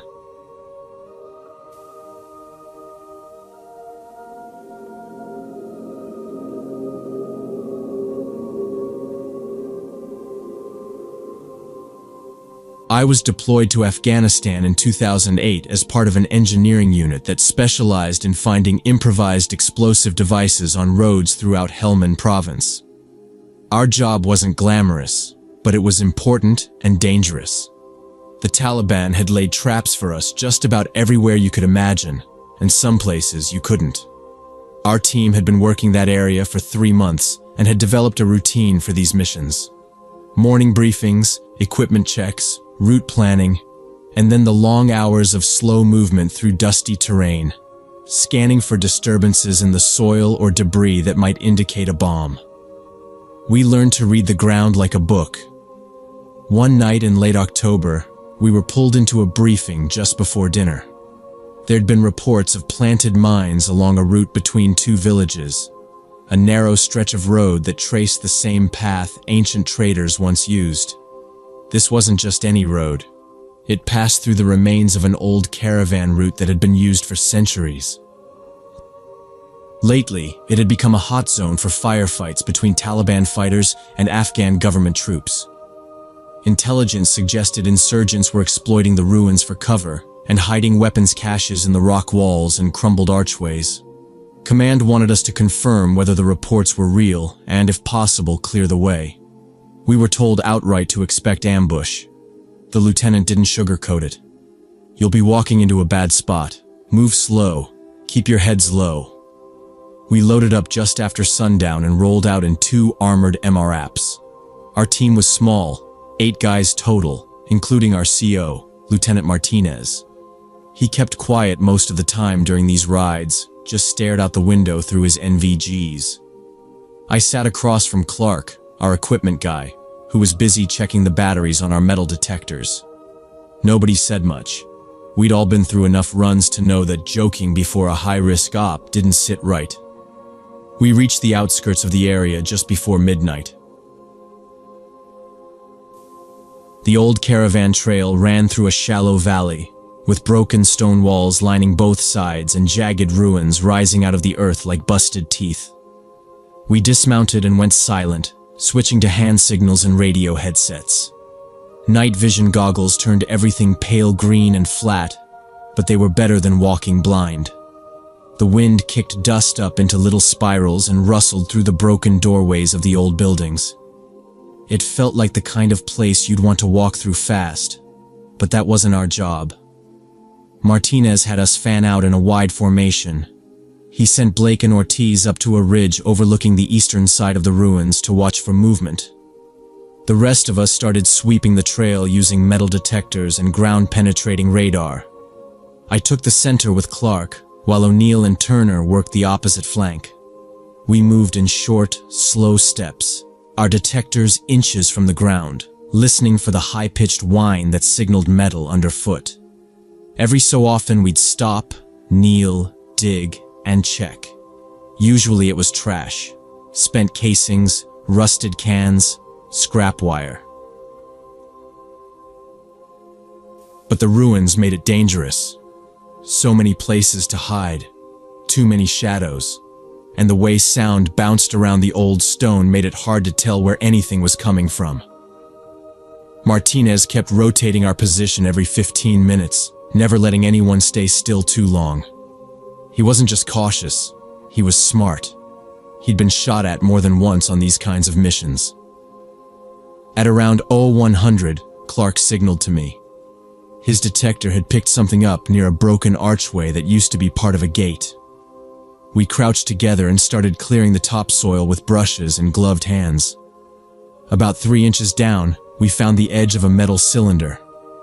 Clark leaned in with his flashlight and whispered, "Looks like an old Soviet mortar shell. Could be rigged." He marked it with red tape and radioed Martinez, who told us to hold position and wait for EOD. While we waited, I glanced toward the archway again. The wind had shifted, blowing more sand off the stone floor. That's when I noticed faint footprints. Not fresh, but not old either. They led toward a low doorway in the ruins and disappeared into darkness. I tapped Clark and pointed. He gave a slow nod. Neither of us liked it. Martinez came over and knelt beside us. "Foot traffic?" he asked. I nodded. He looked at the mortar shell, then the door. "If there's a cache, it'll be inside." He called up to Ortiz and Blake on Overwatch and told them to keep eyes on the western side. Then he waved for O'Neill and Turner to swing around the back of the building while we stayed low at the front. He drew his sidearm. We moved slow, step by step. The doorway was just 4 feet high, made of stone with no actual door attached. Clark switched his NVG for a flashlight and leaned in. I followed, rifle raised. The air inside smelled dry and stale, like stone and old oil. There were crates along the walls, wooden, splintered, and stamped with faded Cyrillic letters. Clark popped one open with a knife. Inside were magazines, most half empty, and wrapped bundles of wire and pressure switches. No doubt about it now. Weapons cache. Martinez stepped back out to radio it in, but before he could, we heard a sudden crack. One sharp report from the ridge above us. Then a second shot, this time closer. We ducked. Clark and I hit the dirt behind the wall as bullets kicked up dust a few feet in front of us. Martinez was already yelling into his radio for covering fire. "Contact North Ridge, 2 shooters, return fire." Blake's voice came through, rough with static. "We've got movement, multiple targets, can't see all of them." The next thing we heard was a burst from a PKM machine gun somewhere above us. Rounds zipped over the ruins, slamming into rock and dirt. Clark crawled to the nearest cover and started shouting coordinates back up to the ridge. Martinez cursed under his breath, then yelled, "We're pulling out! Tag the cache and fall back!" I saw him rise halfway from cover and motion for us to move. His last visible action before a burst of gunfire forced us back behind the archway. About an hour into the operation, we had cleared roughly half of the designated area without finding anything suspicious. The detectors stayed mostly quiet, except for the occasional false signal, usually rusted metal or broken tools buried in the dirt. The further we moved into the ruins, the quieter everything became. Even our footsteps sounded muted. The ancient stones didn't echo the way they should. There was no wind, no insects, no distant gunfire. Just this unnatural quiet, like the air had weight. We were near what looked like a collapsed wall, possibly part of a fortification, when it happened. A scream rang out from the hillside. High-pitched and drawn out, it echoed between the rock walls with such intensity, it felt like it came from every direction at once. It was loud enough to trigger a pain response in my ears even through the headset. Everyone froze. Nobody said a word. Weapons were up instantly. Martinez dropped to one knee and shouted, "Eyes up! Defensive spread!" over the comms. The scream kept going, rising in pitch before it abruptly cut off, leaving a silence so deep it felt like sound had been sucked out of the air completely. We waited, rifles aimed at the ridge. Nothing moved. I scanned the hillside through my scope, expecting a muzzle flash or some form of movement. Nothing. Not even birds took flight. Turner radioed in from the left flank, voice tight. "No visuals. But that wasn't human, sir." No one answered him. The radio was quiet except for static and the sound of our own breathing. I kept my finger on the trigger and my scope locked on a cluster of rocks halfway up the ridge. But there was still nothing. No shadows shifting, no movement, no shots. Martinez didn't wait. "We're pulling back to the vehicles. Stay low, stay fast, watch each other's backs." Go." We moved in staggered pairs, covering each other as we retreated from the ruins. Every few seconds I turned to scan the hillside again, looking for whatever made that sound. I felt my body tense up with every step, waiting for gunfire that never came. The terrain was rough and full of blind corners, but we moved quickly. At the base of the trail, the Humvees came into view. Ortiz and Blake were already there, scanning with their scopes. The rest of us fell in, checking gear, counting heads. We waited. 10 minutes passed. Martinez got back on the radio, contacted base. "Any friendly units operating near Grid 6-2? Negative. No units had been authorized to patrol within 5 kilometers of us. We were alone. Blake asked if he should climb the ridge and check the other side. Martinez told him no. "Nobody goes back up there tonight," he said. "If they're watching us, they'll expect us to come looking. We hold this position until first light." The men nodded, but no one said much. We weren't afraid of combat. We'd all taken fire before. Most of us had seen someone die. But that scream hadn't sounded like anything tactical. It hadn't sounded like a signal flare or a decoy. It had sounded wounded, cornered, angry. The kind of sound a living thing makes when it knows it's dying. None of us slept. We took turns on watch in pairs, eyes fixed on the trail and the shadows between the stones. When the sun started to rise, nobody said they were glad. We just stood up, stretched, and got back to work like we were supposed to. We had a job to finish. We swept the final half of the area slowly, methodically. Clark and I checked the arches and lower levels near the fort ruins. Turner and Ortiz handled the southern flank. Nothing. No wires, no buried shells, no pressure plates or cell triggers. It was clean. The metal detectors didn't beep once the whole final hour. Martinez marked the sweep as complete, radioed it in. Just after noon, we rolled back into the staging area and began the final reporting. That's when some local men came by on foot, elders from one of the nearby villages. They'd heard our vehicles and came to ask what had happened in the night. One of them spoke a little English. He told us that an animal had been seen limping near the ruins. Something big. A boar. Probably injured from one of the airstrikes weeks earlier. He pointed to his own leg and groaned to mimic the sound. "Wounded," he said. "Bad pain." The explanation made sense. From a distance, from a hidden location, an injured boar could have made that awful sound. We noted it in the report. Martinez signed off on it. We submitted the standard clearance paperwork and confirmed the area was free of traps or caches. But none of us were completely satisfied with that answer. Not because it was impossible, but because of the timing.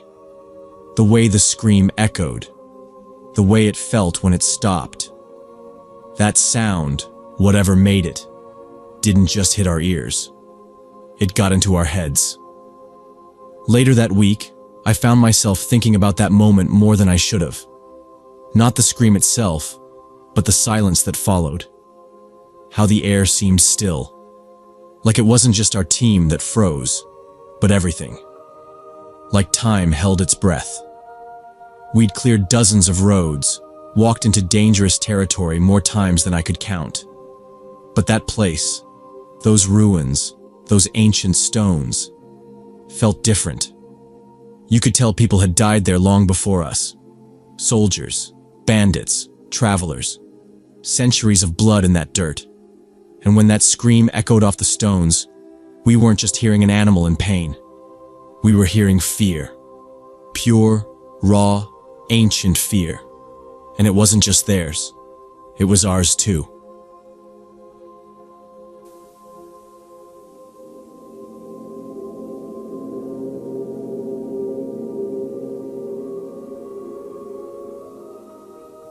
So when Sophia was 8, We lived in a quiet neighborhood where garage sales happened every weekend.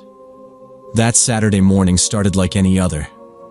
I needed some cheap kitchen stuff, and Sophia loved looking at old books. We pulled up to this sale on Chestnut Street around 10 in the morning.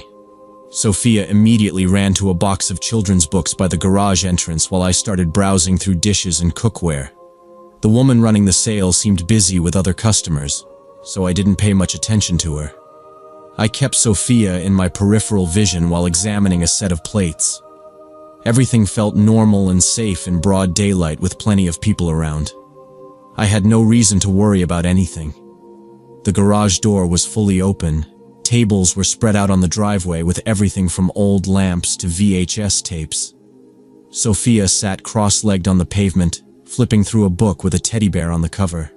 A couple with a stroller passed by, the baby reaching out for a pinwheel toy on the corner table. Behind them, someone in a blue minivan honked lightly at a car blocking the road. The hum of voices, birds overhead, and the occasional laugh filled the morning air. Nothing about it stood out as strange. A woman in a bright pink jacket approached Sophia while she was reading. She had short gray hair and looked to be in her 50s, nothing threatening about her appearance. I heard her tell Sophia she was the organizer of the garage sale. She seemed friendly and mentioned having a special box of toys for children. Sophia looked excited and glanced over at me for approval. I nodded, thinking this was just another nice gesture from a garage sale host. The woman pointed toward the street and said something about a gift box. I continued looking at kitchen items, occasionally glancing up to check on Sophia. The interaction seemed perfectly innocent at first. Sophia followed her slowly, stopping once to turn around and wave the book at me.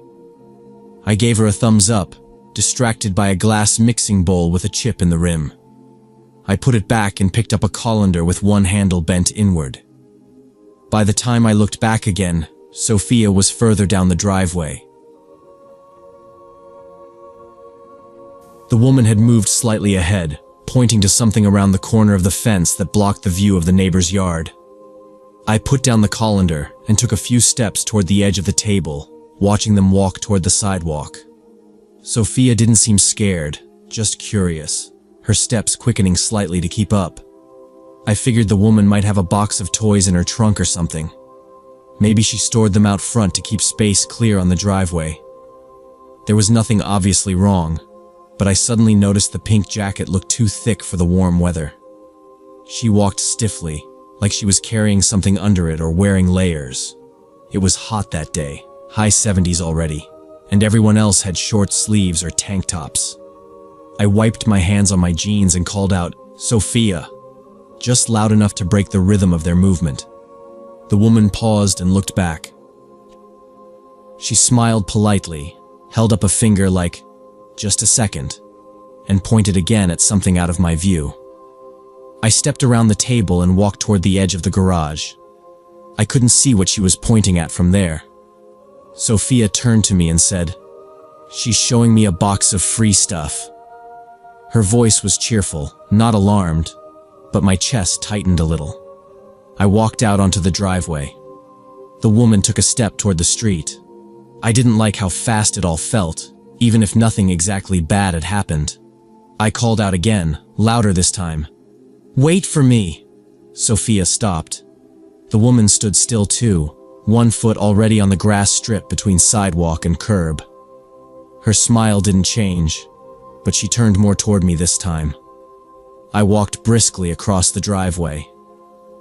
"We'll come with you," I said, trying to sound casual. The woman nodded. "Sure, it's just right over here," she said. Her voice was flat, rehearsed. She didn't seem surprised or annoyed, just like she was waiting. Sophia reached up to hold my hand. The woman stepped back and pointed again, not at a car trunk or table, but toward a plain cardboard box sitting in the grass near the corner of the fence. It looked out of place. Not on a blanket, not marked with a price. Just a closed box with a ripped side. I crouched beside it and opened the flaps. Inside were a few plastic toys, cheap, grimy-looking ones. A doll missing an arm, a cracked slinky, a stuffed duck with one button eye. Sophia made a face and backed up slightly. "Do you want one?" the woman asked, like she was waiting for us to pick something.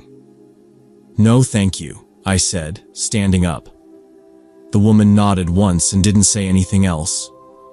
Then she walked back toward the garage sale without looking back, just blended into the small crowd. I turned to look for her again 30 seconds later, and she was gone. The woman led Sophia toward the curb, explaining something about a special toy box. I could barely hear them, but I saw Sophia reach down into a cardboard box that was set right next to the sidewalk. It was a cheap-looking thing, half squashed and rain-stained, filled with old toys that looked like they came from a thrift store dumpster. Sophia picked out a small plastic doll and held it up to show me, a smile just starting on her face. That's when the woman bent down and whispered something else to her. Sophia looked up, hesitated, and then nodded. The woman pointed across the street at a white van parked just beyond the row of sale tables and said something about having to register the gift. At first, I didn't understand what that meant. My brain didn't want to make sense of it.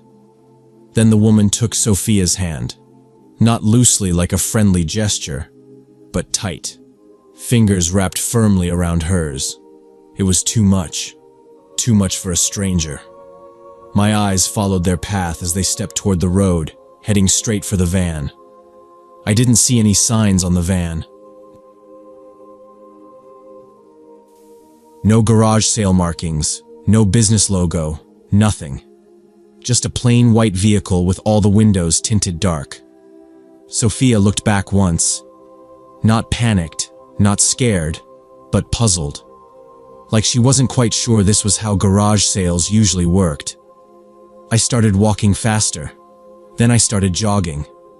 I was just opening my mouth to yell when someone else beat me to it. "Hey! Hey!" a woman's voice called out sharply from behind. I spun around to see a short woman with gray blonde hair and a yellow apron walking fast toward me and pointing. "That's not one of us. Who is she? What's she doing with your kid?" It was Deborah, the real organizer of the sale. Her voice had this tone, something between panic and fury. Other shoppers turned. The woman in pink didn't turn. She didn't say anything. She just dropped Sophia's hand like it was suddenly burning hot and sprinted toward the van. Sophia stood there frozen in the middle of the street. The passenger door opened before the woman even reached it. I saw a man in the driver's seat lean across and yank the door wider. The woman dove inside, and the van lurched forward, tires screeching slightly against the pavement. I shouted Sophia's name and ran. The van sped off, turning left at the end of the block without stopping. I grabbed Sophia and pulled her back to the curb, holding her so tight I couldn't tell if it was her or me shaking harder. Deborah came running up, already pulling a phone from her apron pocket. "I'm calling the cops," she said. "You okay? You okay, sweetheart?" she added, looking at Sophia. Sophia didn't say anything at first. Her arms were around my neck, and she was squeezing just as hard as I was. Deborah moved away a bit, giving us space while talking to the 911 operator. Other shoppers had stopped what they were doing. A few came closer, asking questions. Some had seen the van. One man said he might have caught part of the license plate. A woman said she'd noticed the pink jacket earlier but assumed the woman was a helper. The police arrived in under 10 minutes. 2 cruisers, lights spinning. One officer went straight to Deborah for her account. The other came to me. He asked my name, Sophia's age. What happened? I told him everything, as clearly as I could with my daughter still clinging to me. They separated us briefly to ask Sophia what the woman said to her. She only spoke quietly, barely audible. She said she had better toys in her car, she whispered. She said we had to go there to write my name on a list. The officer's face went tight. He nodded slowly, then told me this wasn't the first time. Same area. Same description. A woman in a bright jacket, usually pink or red, always working with a man in a van. Approaching children during crowded weekend events. Library fairs, community markets, now garage sales. They'd almost taken a boy from a supermarket parking lot 3 weeks earlier, but the mom had screamed and scared them off. Another time, a little girl got to the van door before someone pulled her back. "We've been trying to catch them," the officer said. "This is the third close call, but this is the first time we've gotten a good vehicle description." This helps a lot. They stayed for a while, taking statements, getting phone numbers, calming Sophia, and talking to the other customers. Deborah gave them her security camera footage from her porch, hoping it caught at least part of the street. I didn't let go of Sophia's hand the entire time. Every time a white van passed by in the distance, I felt my breath freeze up. That night, Sophia wouldn't sleep alone. I didn't even try. She curled up next to me in bed, small and quiet, and woke up crying twice. I held her until she went back to sleep, and then stayed awake listening for every sound outside. A car door, a branch creaking, the soft whine of tires too close to the curb. Every sound felt like a threat now. The nightmares lasted for weeks, for both of us. I kept seeing that woman's hand around my daughter's wrist, that blank white van, that moment when everything felt normal and safe. I thought about what would have happened if Deborah hadn't noticed, if I'd looked away for even one more minute. The police never found them. They ran a segment on the news, shared the story in the neighborhood alert apps. Schools sent out warnings. Parents were told to stay close at all times. Then, after a while, the reports stopped. The woman in the van didn't show up again. But something had changed in me permanently. I no longer believed in safe neighborhoods. I no longer gave strangers the benefit of the doubt just because it was daylight and other people were around. Sophia was never more than a few feet from me after that. Stores, parks, even our front yard. I watched her like a hawk. And I still do. People say things like, "You can't live in fear," but they don't know what it's like to almost lose your child. They don't know how fast it can happen. They don't know what it's like to see a perfectly normal morning turn into the worst moment of your life. I hope they never do.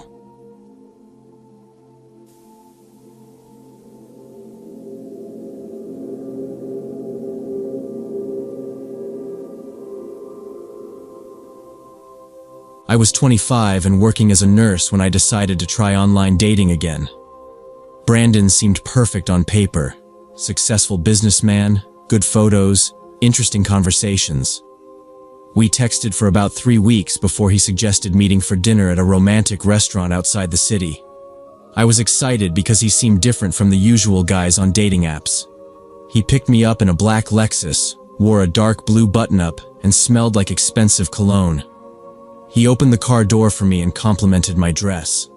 That gave me a boost of confidence and made me feel like I'd made a good call. The drive started off smooth.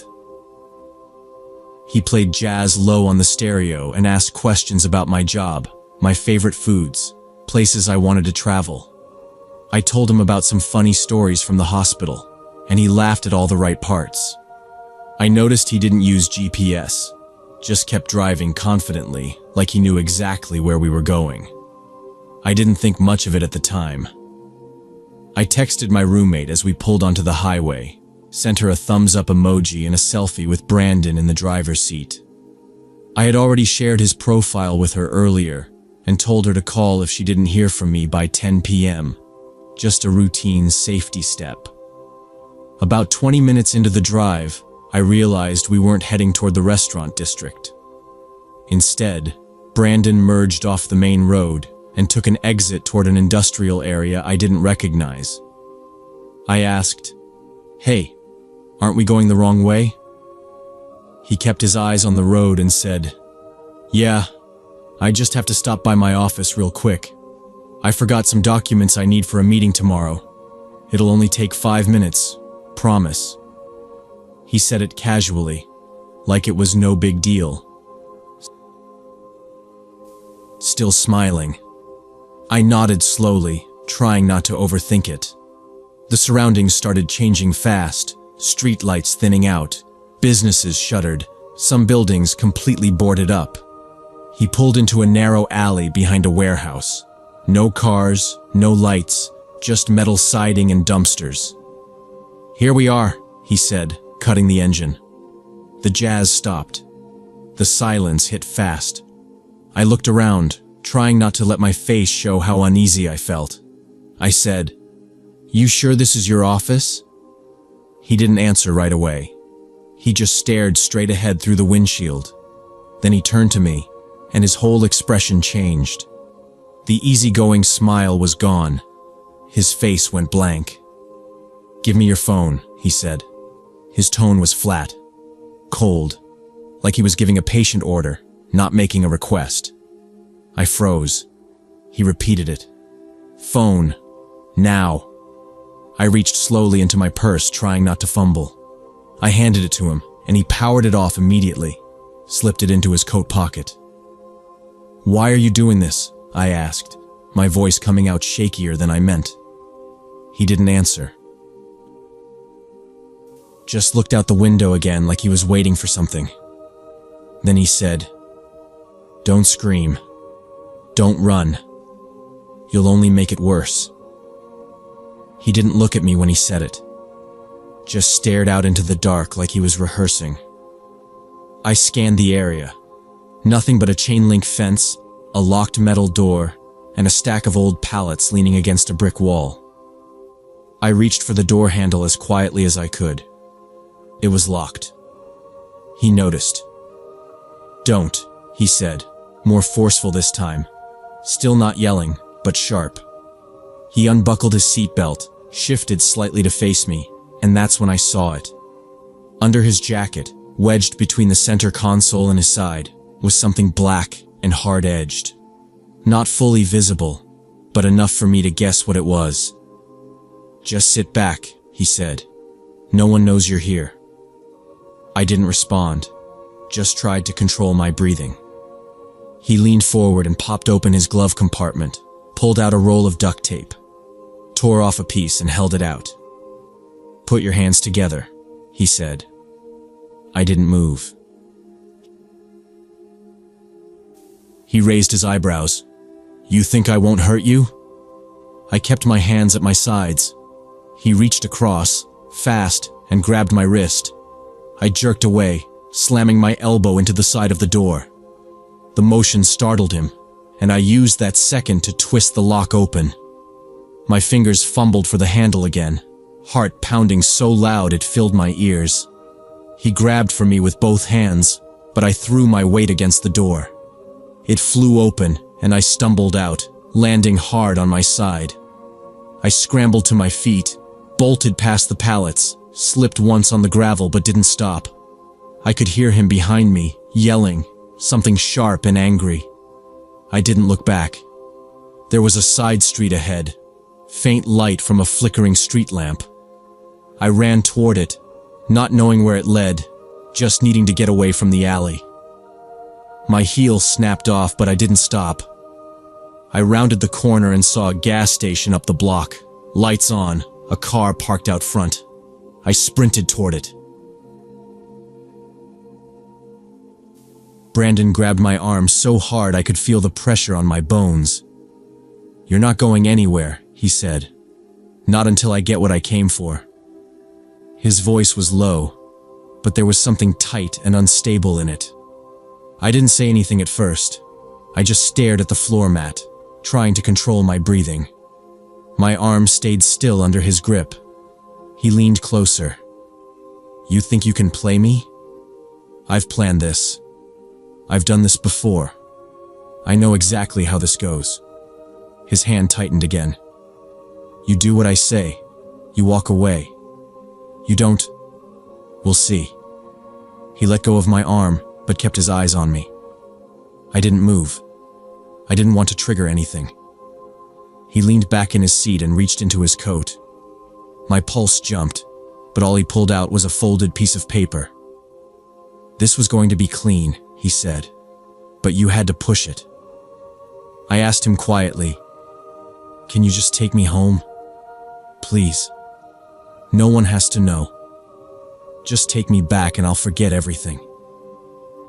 He let out a dry laugh. "You think I believe that?" His tone dropped. "Don't scream. Don't run. You scream and I'll shut it down fast, understand?" I nodded. I felt like I couldn't even blink too fast.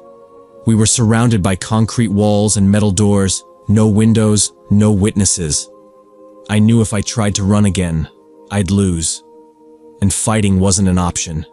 He was stronger, and the car was locked tight. I stayed still, looking for another way. Something in my brain clicked into that mode I'd learned during emergencies at work.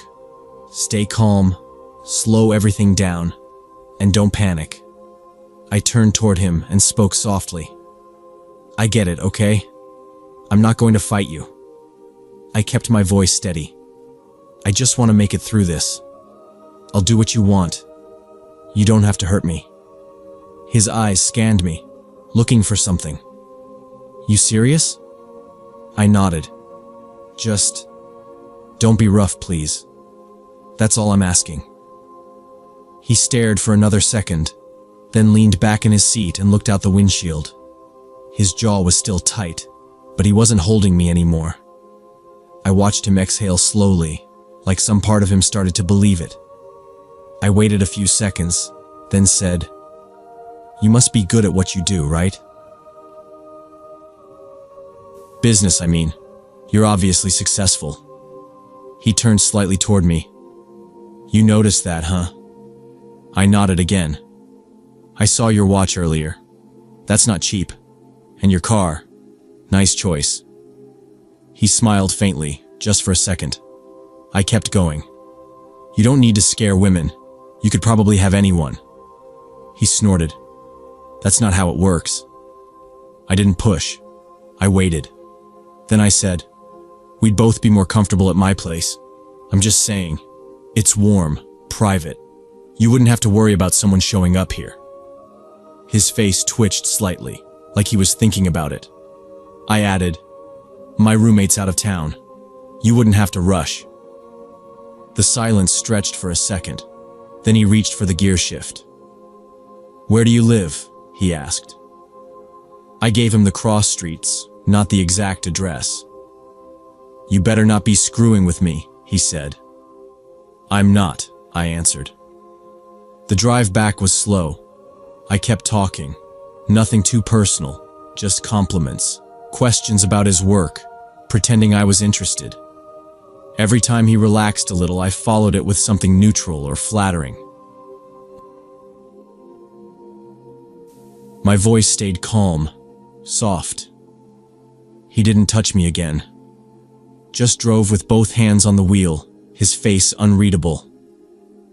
When we got near my block, I told him to drop me off at the end of the street because of cameras near the entrance. He agreed. As I opened the door, he leaned closer. "You breathe a word of this, I'll know," he said. "Don't think I won't find you." I didn't reply. I stepped out, shut the door, and watched his car disappear down the street before I turned and ran. I sprinted up the stairs to my building and buzzed in. My roommate opened the door and froze when she saw my face. "What happened?" she said. I pushed past her, locked the door, and grabbed my phone. "Call the cops," I told her. My hands were shaking, but my voice was solid. "Right now." She didn't ask questions. While she dialed, I sat on the floor and forced myself to breathe steady. I replayed everything in my head, every detail. His car, the area, the direction he drove off. The detective who took my statement the next morning was quiet while I talked. When I finished, he nodded slowly. "You did the right thing," he said. "This could have ended a lot worse." 2 days later, they called me again. Security footage from a traffic light near that warehouse showed Brandon's car.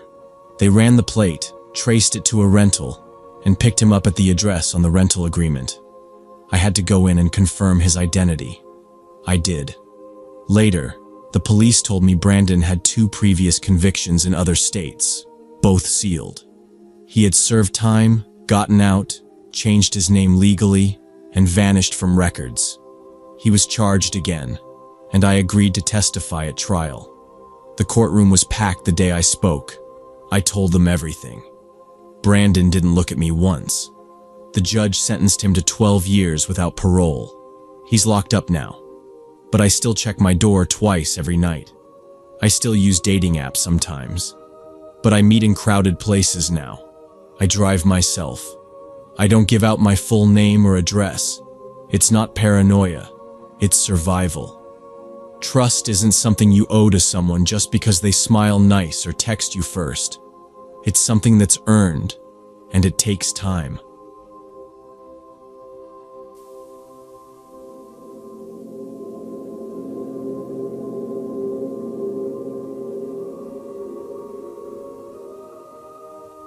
Last summer, I was working night shifts at this 24-hour cafe near the university campus. Most of the students had already gone home for break, so the place was running on a skeleton crew, just 3 of us per shift. I handled cooking in the back, Sarah ran the register and made coffee, and Mike took care of cleaning and stocking. We had a rhythm, and the job wasn't bad. It paid enough to get by, and since I was in culinary school, the hours actually worked around my schedule.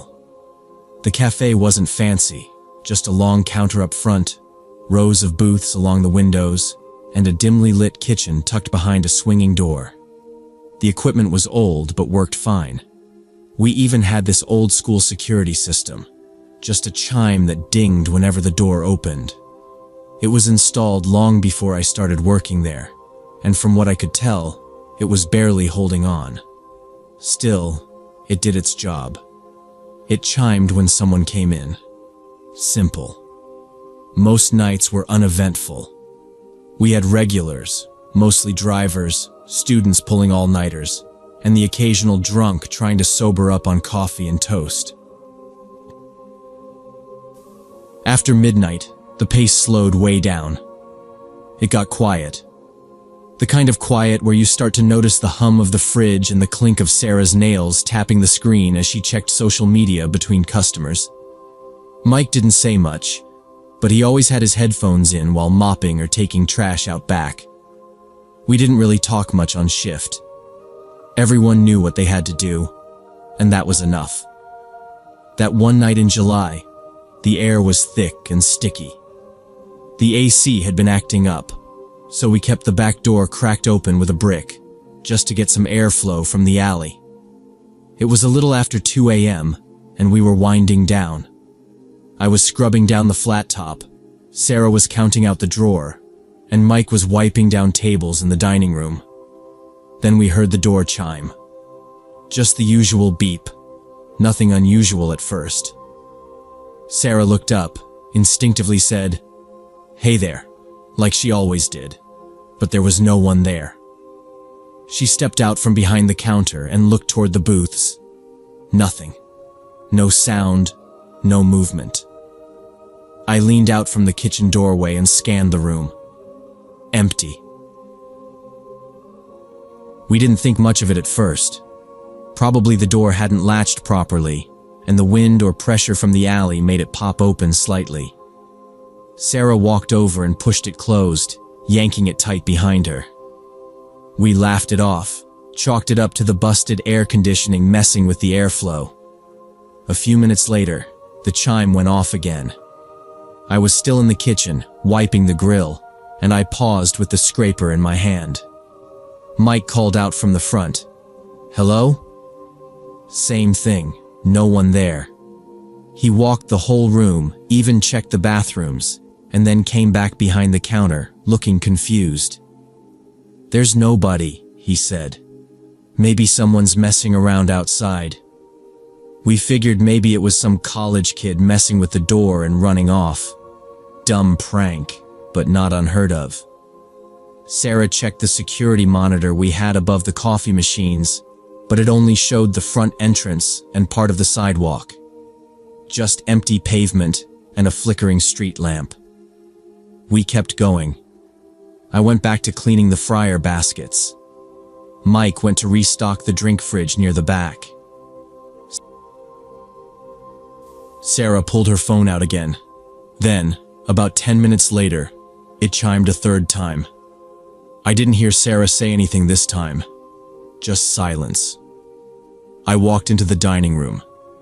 She was staring at the front door, frozen, like she'd seen something. I followed her line of sight, but again, nothing. Not a soul. She didn't say a word, just slowly walked over and locked the door from the inside, twisting the old deadbolt we never usually touch during business hours. "What?" I asked. She just shook her head. I thought I saw a shadow move past the window. I stepped up to the glass. It was humid outside, foggy, and the glass was streaked with condensation. Nothing moved outside, and the street was dead quiet. The parking lot was mostly empty, except for Mike's old Corolla and a delivery truck parked across the lot. I stepped out the side door to get some air and looked around. The alley was empty. No movement, no sound, just the buzz of a streetlight and the faint hum of power lines. I came back inside and told Sarah, "It's clear." She nodded but still looked off. Mike came up from the back holding a box of creamers. "Okay, someone's screwing with us. I just heard a knock near the dumpster, like someone tapping metal." He wasn't the type to joke around. We followed him through the kitchen and out the back. The dumpster sat against the fence, and there were puddles on the asphalt from an earlier storm. We looked around, checked behind the dumpster, along the fence, even under the pallets leaning against the wall. Nothing. The brick was still holding the door open. "Maybe some raccoon," I said, but no one responded. We went back in. That's when I noticed something that made my stomach tighten. The mop bucket Mike had left by the front entrance was tipped over, water everywhere. The mop itself was lying halfway across the dining room floor. He looked at me and said, "I didn't leave it like that." We all stood there for a second. No one moved. No one said anything.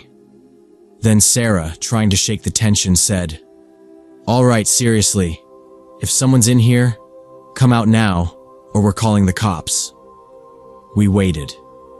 Nothing. Just the quiet hum of the fridge and the low buzz of the lights overhead. Mike picked up the mop and started cleaning up the spill while I checked the kitchen doors. Everything was still locked from the inside. I checked the walk-in cooler, the back storage closet, even the dry goods shelf behind the oven. Nothing. No signs of anyone. We grouped back at the counter. It was 2:47 a.m. Mike sat on a stool near the register, tapping his foot. Sarah was chewing her nails, watching the glass door. I went back to the grill to finish the cleaning. I had just started wiping down the vent hood when the chime went off again. The sensor went off 3 more times over the next hour, each time echoing into the silent dining room without anyone entering. Mike started checking the parking lot through the front window after every chime, pacing slowly from one end of the glass to the other. Nothing moved outside. No headlights. No silhouettes. Just the street lamp flickering like it was on a timer. Sarah stood behind the counter, arms crossed, nervously watching the door. "We should call someone," she said, her voice low. "The manager, the police, I don't know. Something's wrong." I tried to stay grounded. "Maybe the sensor's bugging out because of the humidity. You've seen how wet the floors are near the vents. Moisture could be messing with the electronics." But I didn't believe it completely. Not after it chimed again while the three of us were huddled in the middle of the dining room. We were all there. No one moved. No door opened. But the beep rang through the air just as clear. Mike stood still, facing the sensor. "That wasn't a malfunction," he said. "That was timed. Someone's watching us." Sarah took a step back. "What if it's like one of those stories? A stalker, or someone planning to break in? What if they're testing us to see how we react?" We stood in silence for a second. Then Mike looked toward the back hallway. Could be someone's hiding inside. The bathrooms. Or storage. We searched everything. Every room, stall, closet, and corner. Even pulled open the supply closet and moved boxes. I checked behind the walk-in freezer and even up inside the drop ceiling tiles near the back exit.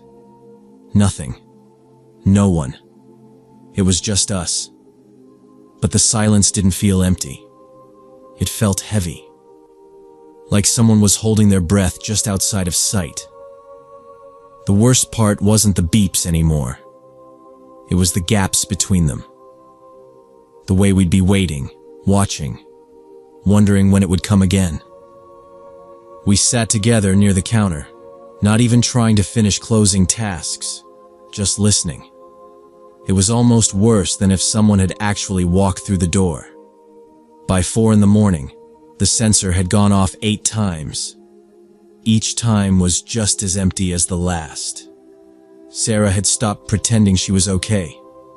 She kept glancing at the windows, her keys already in her hand. Mike started stacking chairs on tables faster than usual. I scrubbed down the flat top in silence, not even bothering to do the back shelves. When we were done, we turned off the lights one by one and walked out together. Mike walked Sarah to her car. She didn't say anything when they reached it, just unlocked it, got in, and drove off with the windows still rolled up. I waited for Mike, then headed to my car, the hairs on my neck still raised. I kept checking behind me as I walked. I checked my back seat before I got in. I drove home with my mirrors tilted down to catch the sides of the car. My hands were tight on the wheel the whole way. The next day, I called our manager. I thought he'd be alarmed, maybe ask for details or check the camera system. But he laughed, said he should have warned us. "Yeah, the sensors are junk," he said. "Tech's coming later today. Humidity's been screwing with them all week." That was it. No urgency, no concern, just a shrug over the phone. I hung up, sat back, and stared at the ceiling. I felt stupid. We'd all been ready for something to go wrong. Imagine someone breaking in. A stalker. A threat. But it was just old wiring and sticky summer air. Later that afternoon, the repair tech came. He was maybe in his 50s, quiet, walked straight in with his toolbox and didn't waste time. He unscrewed the panel over the door and showed me the inside of the sensor housing. Small metal contacts slightly corroded and moisture pooled in the bottom edge. "See this?" he said, holding the part up so I could see the corrosion. Humidity gets in and completes the circuit even when the door doesn't move. Old plastic warps. Seals break down. He replaced it with a newer unit. Sleek, sealed, and clean. The new one didn't beep when we opened and closed the door during the test. Just a faint green light on the edge of the screen. He packed up and left without much talk. That night, everything worked. No beeps, no false alarms, nothing but regular customers and the usual buzz of the cooler. But something stayed with me. Not fear exactly, just a kind of awareness. How fast your brain can run away with you when things don't add up. How quickly you fill in the blanks with worst-case scenarios.